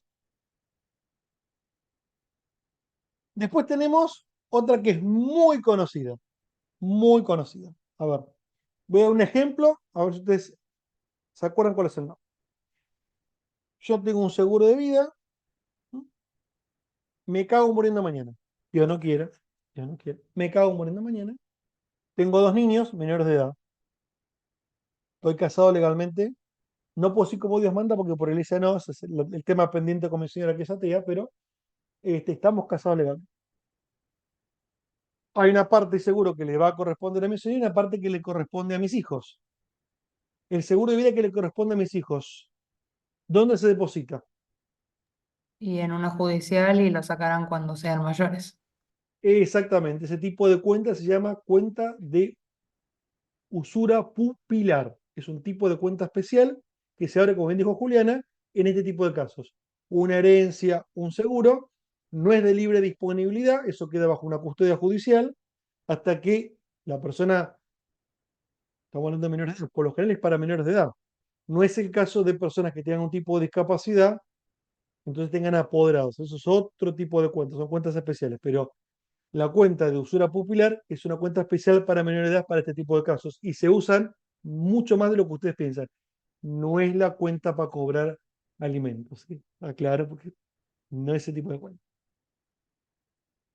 Después tenemos las cuentas especiales que son para personas jurídicas, que justamente son las cuentas que manejan las empresas. ¿Sí? Son las cuentas en las cuales una empresa, por ejemplo, paga los sueldos. Entonces, que puede ser una cuenta corriente o caja de ahorro, pero que permite hacer este tipo de operaciones, que es, yo no puedo con mi cuenta particular pagar un sueldo. Después tenemos que ustedes seguramente putean cuando van al correo, van al efectivo, sí, esta cola. ¿Con qué se encuentran cuando van a los bancos con esas grandes colas, sobre todo a principio de mes y a mitad de mes? Con beneficiarios de planes sociales. Exactamente, tenemos las famosas cajas de ahorro, que son cajas de ahorro especiales, ya sea para planes o programas, o sea, que sirven generalmente para eso. En algunos casos incluso hasta ni siquiera se puede depositar, porque es una cuenta en la que a mí me depositan y yo o tengo que ir a buscar físicamente o en algún momento me da una tarjetita que la puedo usar para determinadas cosas. Después sabemos que van al chino y pasa otra situación, pero eso no es para esta materia, pero esas son cuentas especiales que permiten operaciones especiales. O sea, yo con esa cuenta de plan social no puedo ir a una cuenta comitente, no puedo comprar un CDR, no puedo comprar un HNDP, o sea, son cuentas que están restringidas para operar, ¿ok? Ese tipo de cuentas también existe. La cuenta de plazo fijo, que es cualquiera de las cuentas que ustedes acaban de contar, permiten, en la mayoría de los casos, ser plazos fijos, y las cajas de ahorro, las cuentas corrientes y demás, acuérdense que tienen su correlato para monedas extranjeras, incluso la cuenta comitente también. Uno la puede dividir en moneda de curso legal y moneda extranjera. Y la última son las cuentas para depósitos judiciales o depósitos oficiales, que justamente hay una orden judicial y hay una cuenta de la cual se realizan ese tipo de operaciones por orden judicial. O sea que uno por lo general las que más conoce es la cuenta corriente y la caja de ahorro, eventualmente plazo fijo, pero fíjense que es bastante variadito lo que hay de cuentas dando vuelta por el banco y aunque les parezca mentira, todo esto se usa mucho más de lo que ustedes creen que se usa. ¿Sí? Por eso les digo que están bastante bastante limitadas, algunas respecto al uso. Ahora bien, dijimos hace un ratito, cuenta corriente, caja de ahorro, tarjeta de débito, tarjeta de crédito, que ya lo dijimos la semana pasada también, pero sabemos que hay un tipo de cuenta que permite un medio de pago muy particular, que ustedes ya lo empezaron a ver con Ramiro, que es la única cuenta sobre la que se puede hacer. ¿De qué cuenta estoy hablando y de qué tipo de medio de pago estoy hablando? La cuenta corriente de la generación Bien. del cheque para generar en descubierto. El famoso cheque. Muy bien, el famoso cheque. Ayer en Campana escuchaba a la gente de administración discutiendo el cheque electrónico, el cheque volador, el cheque a plazo. No es mi propósito discutir eso porque ustedes ya lo vieron con Ramiro, así que, pero tengo que contar que forma parte también de estas operaciones del banco, ¿no? ¿Y qué vieron rápidamente del cheque? ¿Cómo definieron ustedes al cheque con don Ramiro?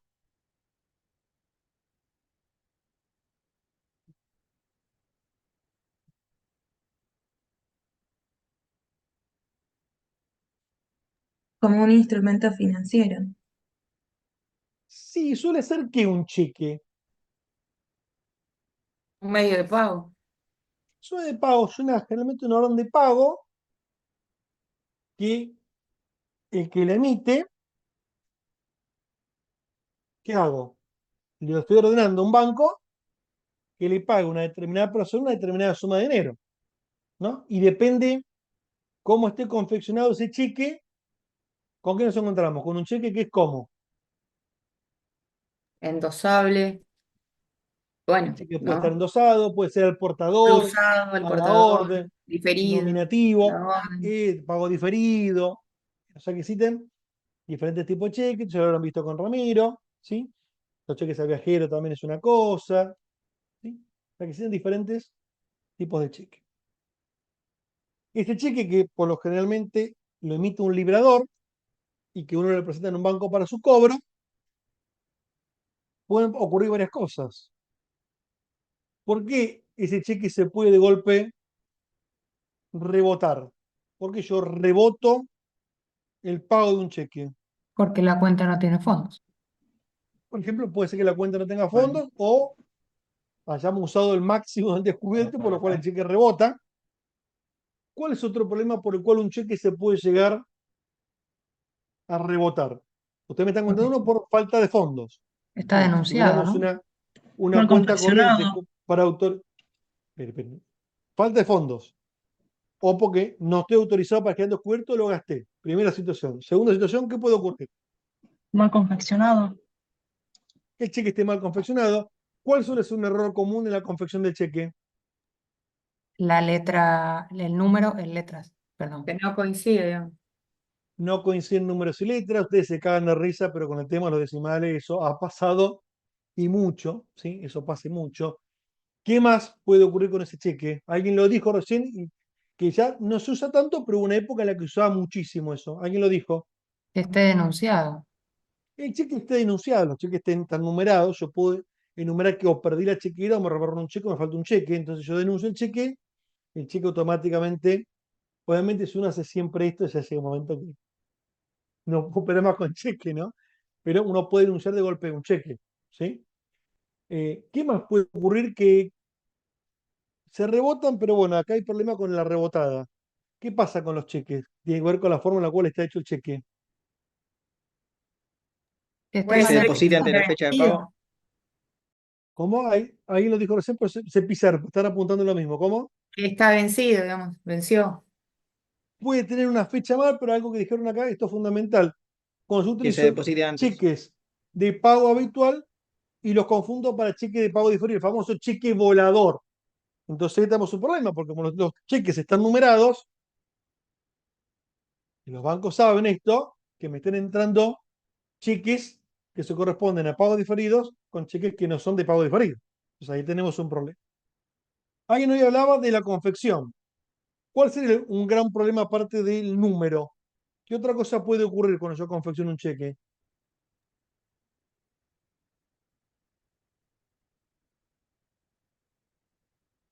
Y tiene que ver con la transmisión del cheque, ¿no?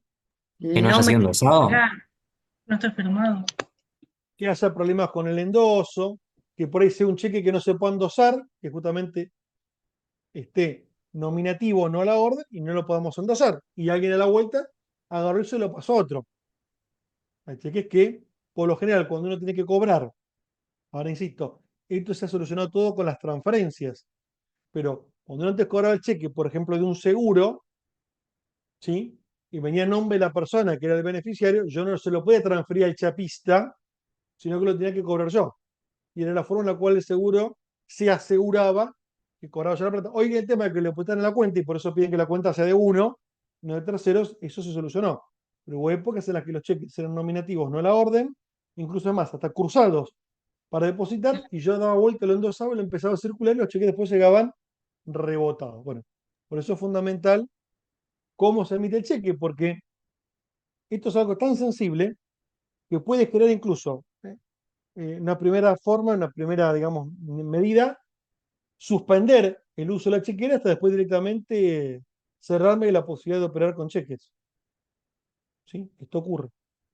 Por eso es un instrumento bastante sensible. Una época en la que funcionaba, y funcionaba bien cuando empezó a haber abuso. Bueno, ahora está el cheque electrónico y tiene otro tipo de medidas. Bueno, esto lo vieron con Ramiro. Un tema más que quiero hacer y hacemos un cortecito.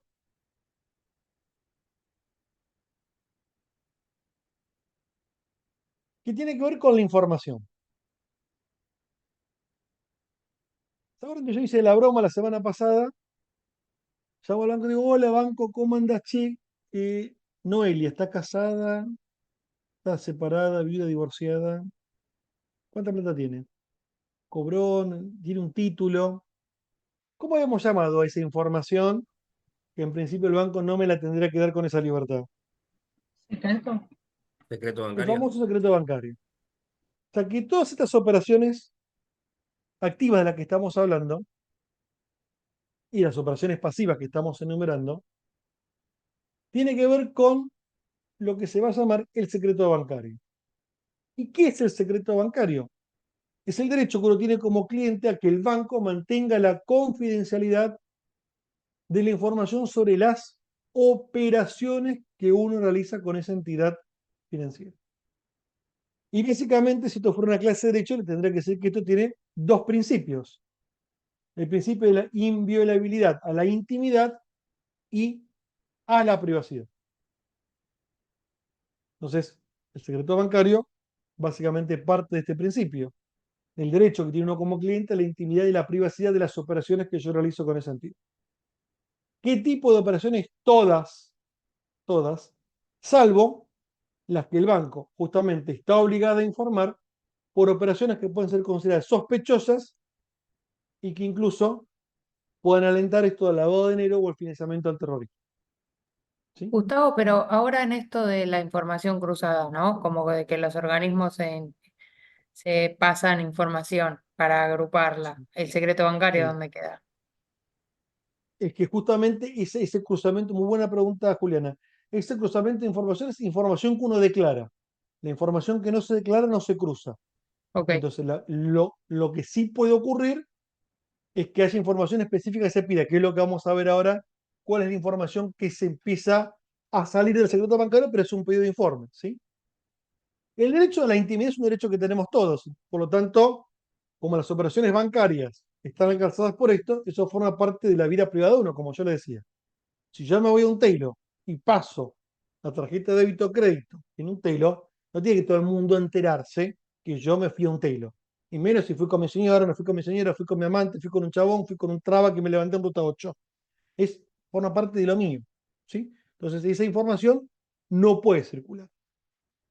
Se supone que el banco no va a estar viendo, ay, che, boludo, mira, Gustavo acaba de... Ay, mirá, se gastó en un albergue transitorio de Rosario. Ah. Se supone que uno confía en el banco y como confía en esa entidad, el banco no anda desparramando en qué tipo de movimiento yo lo tuve. Lo que los bancos hacen es, como yo les decía, los bancos privados suelen ser un poco más cuidadosos respecto a esta información que Julián está contando, que es cómo cruzan esos movimientos con lo que se corresponde a ese movimiento en cuanto al concepto. ¿Sí? Entonces, el secreto bancario tiene algunos alcances. Porque, ¿qué es la información que el banco debiera guardarse de cada uno de sus clientes? Primero, como daba el ejemplo acá con Noelia, la información personal. No es que yo llamo al banco y le digo, che, está casada, está separada, tirame la fecha de nacimiento, domicilio, teléfono. O sea que lo primero que recuerda el banco es la información personal. Se imaginan que si no el banco sería una central de datos, porque así como hubo una época, años a los que tenemos algunas canas, que existía la guía telefónica y uno apareció en la guía telefónica, ustedes saben que guía telefónica de celular no existe. Entonces yo quisiera saber el celular de Porras, háganme llamar a ver dónde opera Porras, si me pasa el celular de Porras. ¿Dónde vive Porras? Le quiero mandar a un muchacho que lo visiten, a ver. No funciona así. ¿Sí? Entonces, información personal. La otra información que está calzada por el secreto bancario es información financiera. Saldo de la cuenta, movimiento de dinero. No es información de libre circulación, es información. Los bancos no la cruzan, salvo que haya algún organismo que pida, porque lo acaban de ver a Porras con dos muchachos en el puerto de Santa Fe moviendo unas bolsitas de residuo consorcio. Entonces, bueno, a ver. Porra acaba de recibir un depósito de 5 palos verdes de un tipo que está en la cárcel. Venga para acá, Fede, ¿qué le está pasando? A ver, pero si no, no es información que circule, que yo me voy a enterar de esos movimientos. O sea que información personal, información financiera e información de las operaciones. Depósitos, retiros, transferencias. Por eso, cuando yo les venía diciendo en la primera clase, cuando uno deposita, transfiere, gira y paga, esas operaciones son operaciones reguladas. Si yo estoy pagando la luz, el gas, el celular, internet, muchachos, eso no hay problema. El tema es cuando yo le pago y se me dificulta demostrar el concepto de que si yo le estoy pagando a Gisela, a Agustina o a Julieta, una vez cada tanto, bueno, un regalito de cumpleaños, compré una pava eléctrica para la oficina, no pasa nada. Ahora, si yo le giro millones y millones por semana o por mes, ¿qué está pasando? Esas son las operaciones donde el secreto bancario se empieza a abrir. Entonces, acá aparecen como las tres grandes excepciones de este secreto bancario que se guarda bajo 7 llaves. La primera, una orden judicial. Entonces hay un juez que le ordena al banco qué está pasando. O sea, lo acabamos de meter al compañero Porra, está preso porque lo filmamos con los bolsos de López en el convento y queremos saber cuántos de esos bolsos Fede tiene en la casa. Sabemos que tiene un bolsito. Entonces el juez manda a preguntar, che, a ver, cantame del Banco de Nación cuánto tiene Porra. Ahí no queda otro. Cuando alguno de ustedes, supongamos el compañero Gastón, y mueve millones y millones de dólares, el tipo cobra 750 lucas por mes, pero mueve 10 millones de dólares por mes. Entonces, a ver, ahí el banco, la entidad, es la que está obligada a declarar que el compañero Gastón está moviendo dinero por encima de su capacidad crediticia, por encima de sus movimientos, por encima de lo habitual. Entonces, ahí hay una obligación del banco por una posible operación de lavado o de financiamiento de terrorismo. Porque ustedes, sáquense en esa idea de Iron Man, de las películas que va alguien con una carretilla, como este carnicero que va con una carretilla a pagar las 840 lucas de la luz. No es que yo voy con un maletín lleno de dólares estilo Tom Cruise a pagar algo. No, la guita se mueve a través de los bancos. Así funciona el lavado de dinero en todo el mundo. Entonces, cuando se mueven guita por encima de algunas cuestiones, esto salta. Por eso es más fácil lavar para los grandes que para los chicos. No en otros montos. Y la última, y acá por eso lo que contaba Julián hace un ratito, tiene que ver con cuando uno mismo autoriza a brindar esa información. Y esto te dicen, ¿cómo es? Y bueno, a veces no es que yo autorizo así expresamente, sino que estoy operando con un banco y el banco me manda por algún código o algo para verificar que está ingresando a mi cuenta y yo tengo que confirmar, y ese banco le está brindando información a otro banco. Supongamos, yo quiero abrir una cuenta en otro banco y el banco ve mi situación crediticia y consulta con otro banco. Entonces, para brindar esa información, me mandan un código para confirmar que yo soy yo el que está hablando con otro banco y ahí le brinda, por ejemplo, si yo tengo descubiertos, si tengo tarjetas, bueno, entonces yo también puedo brindar mi consentimiento porque quiero operar en otro banco. ¿Puede que el banco no cumpla esto? Y es raro, es raro, es raro. Si el banco en algún momento ustedes casan que no está cumpliendo con esto, lo primero que le va a corresponder es una multa por parte del Banco Central. Habrá que demostrarlo, habrá que demostrarlo. Pero acá se abre también dos cosas en cuerdas separadas y en paralelo. La multa que le pueda corresponder y la demanda que le pueda corresponder a la entidad por daños y perjuicios. ¿Sí? Que esto suele ser muy común, insisto, cuando tiene algún conocido en el banco y estamos con, esto yo lo veo también con algunos clientes, se separaron y ella dice, yo sé que en el banco tiene plata, porque Joana que trabaja ahí me dijo que el hijo de puta acaba de cobrar la aguinaldo y se compró tal cosa. Y bueno, pero Joana violó el secreto bancario. Para eso usted está en un juicio de alimentos, vaya, haga esto. O ni les cuento cuando hay cheques voladores y el banco dice, no, no, no hay plata. Y no es que no hay plata, es que vos no le querés pagar y denunciaste el cheque. Entonces, para no decir que denunciaste el cheque, el banco dice no hay plata. Y llama y al final de cuentas dice, no, ¿sabes lo que pasa? No te quiere pagar. Cheque lo denunció, guita tiene. Está violando el secreto bancario. Y tú dices, es una pavada. No, no, no es una pavada. Porque hay que hacerse cargo. Una cosa es decir, no tiene plata, otra cosa es decir, el cheque está denunciado por robo. O por lo que sea. Y el banco no lo quiere pagar. ¿Sí? O no lo puede pagar porque hubo una denuncia. Entonces, ojo con estas cosas que uno cree que son pavadas, pero estamos hablando de cómo se viola un secreto bancario. Que se puede violar hasta mintiendo. Porque podemos estar diciendo que tiene plata cuando no tiene, y pensamos que decimos que tiene plata y que lo estamos hablando al cliente y lo estamos hundiendo. Lo estamos hundiendo, porque estamos violando un secreto bancario. Decir que tiene o que no tiene plata es una violación a su cartera en términos de saldo. No es que le hacemos un favor. Estamos violando un secreto bancario. Hasta acá, ¿cómo venimos? Bien, profe, yo tengo una consulta entonces. Eh, Sí. la persona que trabaja en el banco, si detecta movimientos extraños en mi cuenta, por ejemplo, pero no tiene una orden judicial o no estoy involucrada en lavado de activos supuestamente y no autorizo, si habla de esas transacciones raras que tiene, estaría violando el secreto bancario. No El banco puede tiene la obligación, denunciarme ni nada.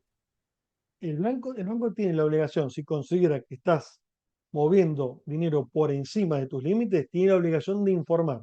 El mismo banco informa al Banco Central. Si esto ya sobrepasa, no es una violación del secreto bancario, porque ahí empieza el pedido de informes.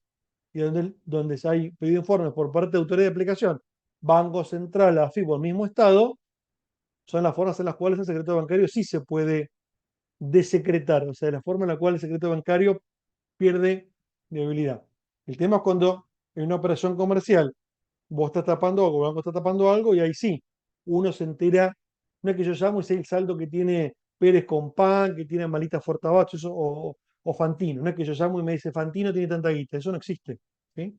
Las autoridades de aplicación sí, el resto no puede pedir información al banco. Y cuando las autoridades lo piden es porque hay una sospecha de que algo ocurre, si no, no. Tiene que haber una sospecha, por eso insisto, tiene que haber algo que genera que se viole este derecho a la privacidad y la intimidad en los momentos que tiene la cuenta. Si no está fundamentado, no. Ok. ¿Bien? Sí, gracias. Bueno, un temita y hacemos un corte. Yo ahí les cargué un PDF que debe tener fecha de ahora, del 11 de marzo. En la última comunicación incorporada, la comunicación A 7978, un texto pequeñito, son 27 páginas, que justamente habla de lo que son los alcances de la garantía a partir de lo que es la aplicación del sistema de seguro de garantía de depósitos. Lo tienen cargadito ahí para para repasar. Existe en la Argentina lo que llamamos un sistema de garantía de depósitos. ¿Qué hace este sistema de garantía? Protege al ahorrista en caso de que la entidad financiera, por el motivo que sea, quiebre, se vaya a la lona, desaparezca. Entonces, este sistema de garantía, que obviamente administra y supervisa el Banco Central, va a hacer frente, ahora vamos a ver en qué situaciones y en qué porcentaje, a ese depósito que tiene el ahorrista. Todo no. Todos los depósitos no, y no tampoco todo el monto que uno tiene depositado. ¿Ustedes saben cuáles son los depósitos que están alcanzados por este fondo?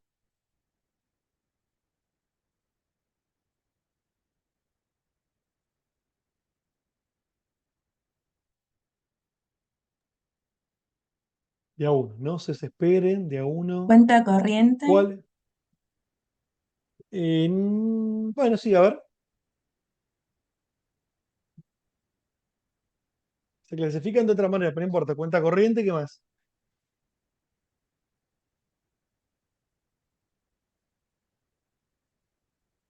Ay, profe, yo no escuché, ¿puedes repetir la Sí, pregunta? estamos hablando de esta ley, es un sistema de garantía de los depósitos.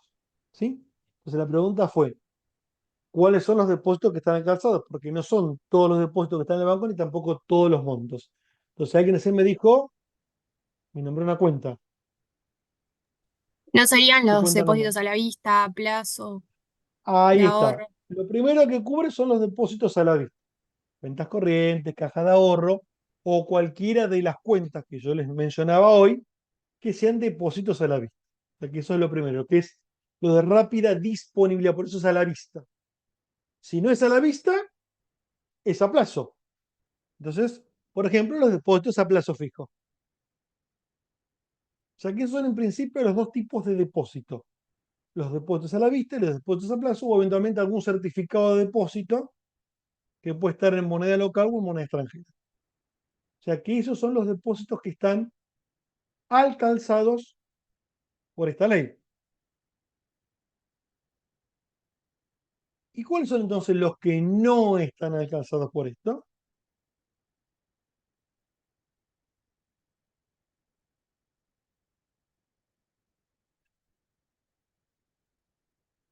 Para eso el tipo estuvo 1 hora explicando operaciones activas y 40 minutos explicando operaciones pasivas.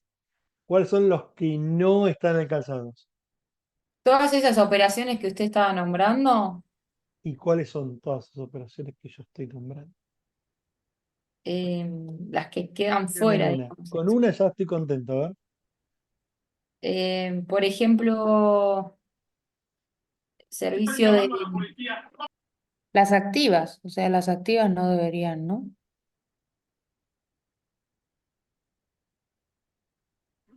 La de las billeteras virtuales. Es una linda pregunta para examen, pero les voy a complicar la vida, pero no todas las billeteras virtuales que ustedes conocen están habilitadas y tienen funcionamiento el sistema de garantía de depósitos. Está puesto en letra chiquitita abajo. Seguramente hoy anoche antes de acostarse, van a agarrar todo su telefonito y van a empezar a buscar, a ver, el mío lo tiene. Y ahí se van a pegar cada chasco, se van a acordar de mí, de mi vieja y de mi hermana. Pero los depósitos que en principio no están cubiertos por esta garantía, porque en algunos casos funciona por otro lado y en otros casos hay que ir a la basílica a llorar, son las acciones, los bonos, los títulos, o sea, los depósitos en títulos valores no están alcanzados por esto.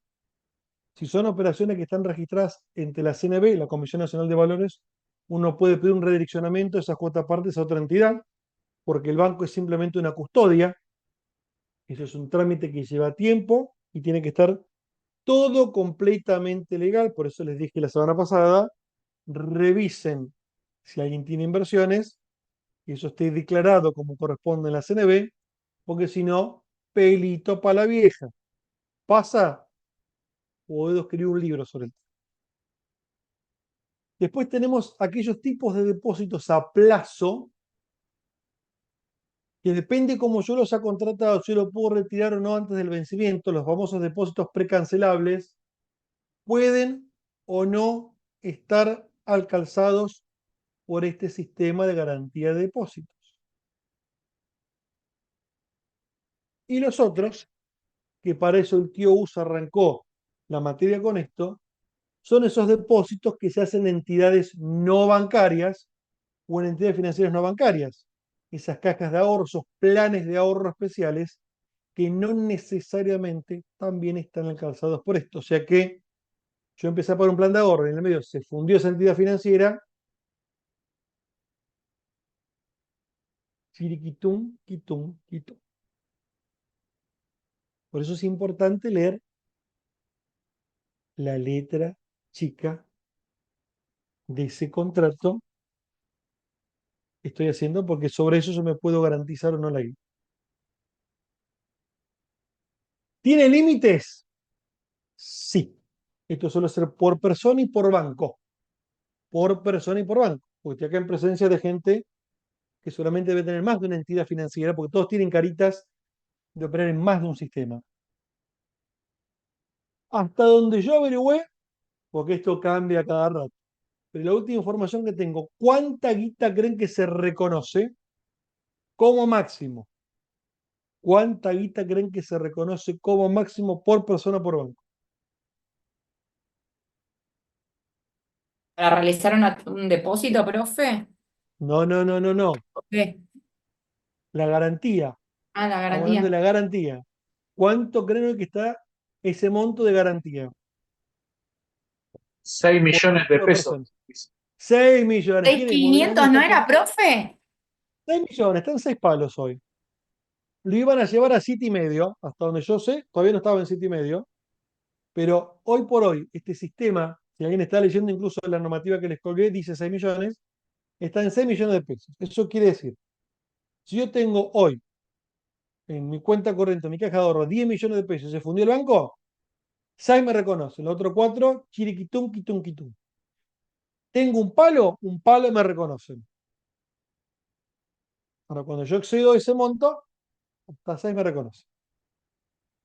Eso es lo que está alcanzado hoy por hoy en este fondo de garantía de depósitos bancarios. Hasta 6 millones de pesos. Yo puedo tener 50, puedo tener 50, puedo tener 100, puedo tener lo que quiera. Pero me reconocen hasta 6. Sea Gustavo, sea Tenari, sea Palo Rocca, sea Ricardo Ford, que en paz descanse, sea Fantino. O en la Argentina, este fondo cubre hasta 6. Hasta 6. Rápidamente, ¿cómo funciona? Dos cositas con esto y ya hacemos ¿Son el... 6 ¿Sí? millones por banco? Por banco y por persona. O sea que si una persona tiene dos bancos y los dos quiebran, le cubren 6 y 6. Exactamente. Siempre y cuando vos tengas 6 o más depositados en el banco. Si vos tenés un palo y un palo, no. No vas a cobrar 12, vas a cobrar 2 palos. ¿Sí? Pero esto es por banco, ¿por qué? Porque cada banco, y acá viene el tema, cada banco hace un aporte solidario para que esto funcione. Si no te imaginas que. Por eso siempre este concepto que dice el tío Gus. Diversifica. Los bancos diversifican, ustedes tienen que diversificar.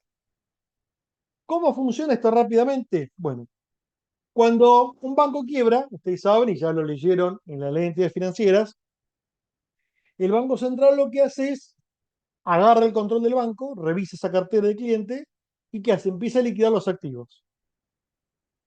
¿Qué hace? ¿Puedo yo no cobrar los 10 palos que tengo prestados? Sí, yo puedo cobrar los 10 palos. Porque cuando empiezan a liquidar, ¿qué puede ocurrir? Como le van a vender hasta el edificio, que de esos 10 millones yo cobre 6 por el fondo y 4 porque liquidaron el edificio, liquidaron la caja, liquidaron la computadora. Entonces, puedo yo ligar parte de mi depósito por la liquidación. Cuando esa liquidación no alcanza, ¿qué se hace? Se gasta este límite que otorga este fondo de garantía de los depósitos. ¿Qué es lo que genera este fondo? Que siempre es discutido porque ustedes habrán escuchado como la ley de intangibilidad de los depósitos. Porque supone que justamente va a proteger a los ahorristas cuando piden dinero cuando el banco quiebra. No es muy común, o generalmente los bancos tienden más que nada a fusionarse. Pero por otro lado le transmite esa tranquilidad de que no vas a perder todo. Y aparte le generas al sistema un poco de oxígeno, porque si tambalea, como decía el compañero, yo puedo diversificar y algo, o sea, para uno 6 palos puede ser un fangote guita. Pero ahí piensan que con 6 palos, muchachos, no compramos ni siquiera un auto. Para una empresa 6 palos, no es ni la comida de los empleados de un día. Entonces, para nosotros puede ser un fangote guita hoy con el nivel de inflación que hay, 6 palos. Para nosotros es un fangote guita si fuera un sueldo mensual.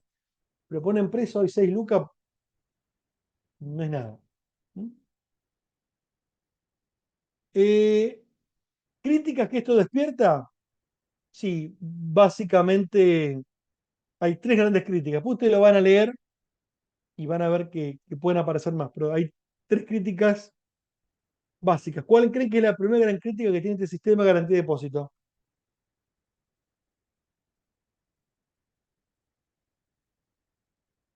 ¿Cuál es la primera crítica que tiene? El monto. El El monto. monto. El monto. Bajito. Punto bajo. ¿Sí? Insisto, por ahí para nosotros fangote guita. Pero para una empresa que mueve 6 lucas, 6 palos no es nada. ¿Qué más? El tiempo para poder cobrar es el Ahí monto. está, la complejidad por ahí para entender el sistema y cómo opera. Eso también suele ser algo bastante engorroso y que no suele ser muy transparente. ¿Mm? Dicho esto, insisto, no se suele dar. Yo lo escuchaba hacer con los profes de contabilidad y de administración y es raro que uno explique esto. Acá lo estamos resumiendo, pero lo traigo a colación porque estamos dando operaciones activas y pasivas, pero no es que hay una materia o algo en lo que uno explique. Ustedes cuando van al banco tampoco les explican cómo funciona. Tienen que andar preguntando y a veces ni siquiera el mismo banco les termina de explicar cómo funciona, pero esto existe. Y la tercera gran crítica es esto de que no son todos los depósitos, son algunos. Entonces, esto también suele generar un poquito de malestar y discusión respecto a lo que se cubre. ¿No? Entonces, son como las tres grandes críticas que tiene este sistema. Hasta acá, ¿cómo venimos? Bien. Bien, miren que no son temas complicados. Vamos a hacer un pequeño cortecito porque quiero cuando volvamos, nos vamos a meter con el último tema que tiene que ver con todo esto que estamos charlando, que es el lavado de activos y el financiamiento al terrorismo. Con eso cerramos, que es la parte de operaciones pasivas. Si os queréis ya oír, finiquitamos la unidad número 2, no nos queda nada pendiente para la semana que viene. La idea de la semana que viene es meternos, después les voy a contar con qué, así vamos arrimando lo que es abril, que abril va a tener algunas particularidades que después les voy también a contar. No quiero tirar toda la carne a la parrilla, pero tiene algunas particularidades. Así que hacemos como Profe, siempre, que lo solemos. Sí. ¿puede repetir la última crítica? Hablamos de los montos, que son bajos. Sí. Hablamos de que es un sistema complejo y difícil de entender, que nadie te lo explica. Y después que no cubre todos los depósitos. Dijimos que, por ejemplo, los títulos valores no te los cubre. Gracias. ¿Estamos? Como solemos hacer siempre hasta ahora, hacemos un pequeño cortecito, no se distraigan, yo recupero agua acá para el mate y seguimos con el tema del lavado de activos. ¿Estamos? ¿Hasta Sí, qué profe. hora? Bueno, La lora.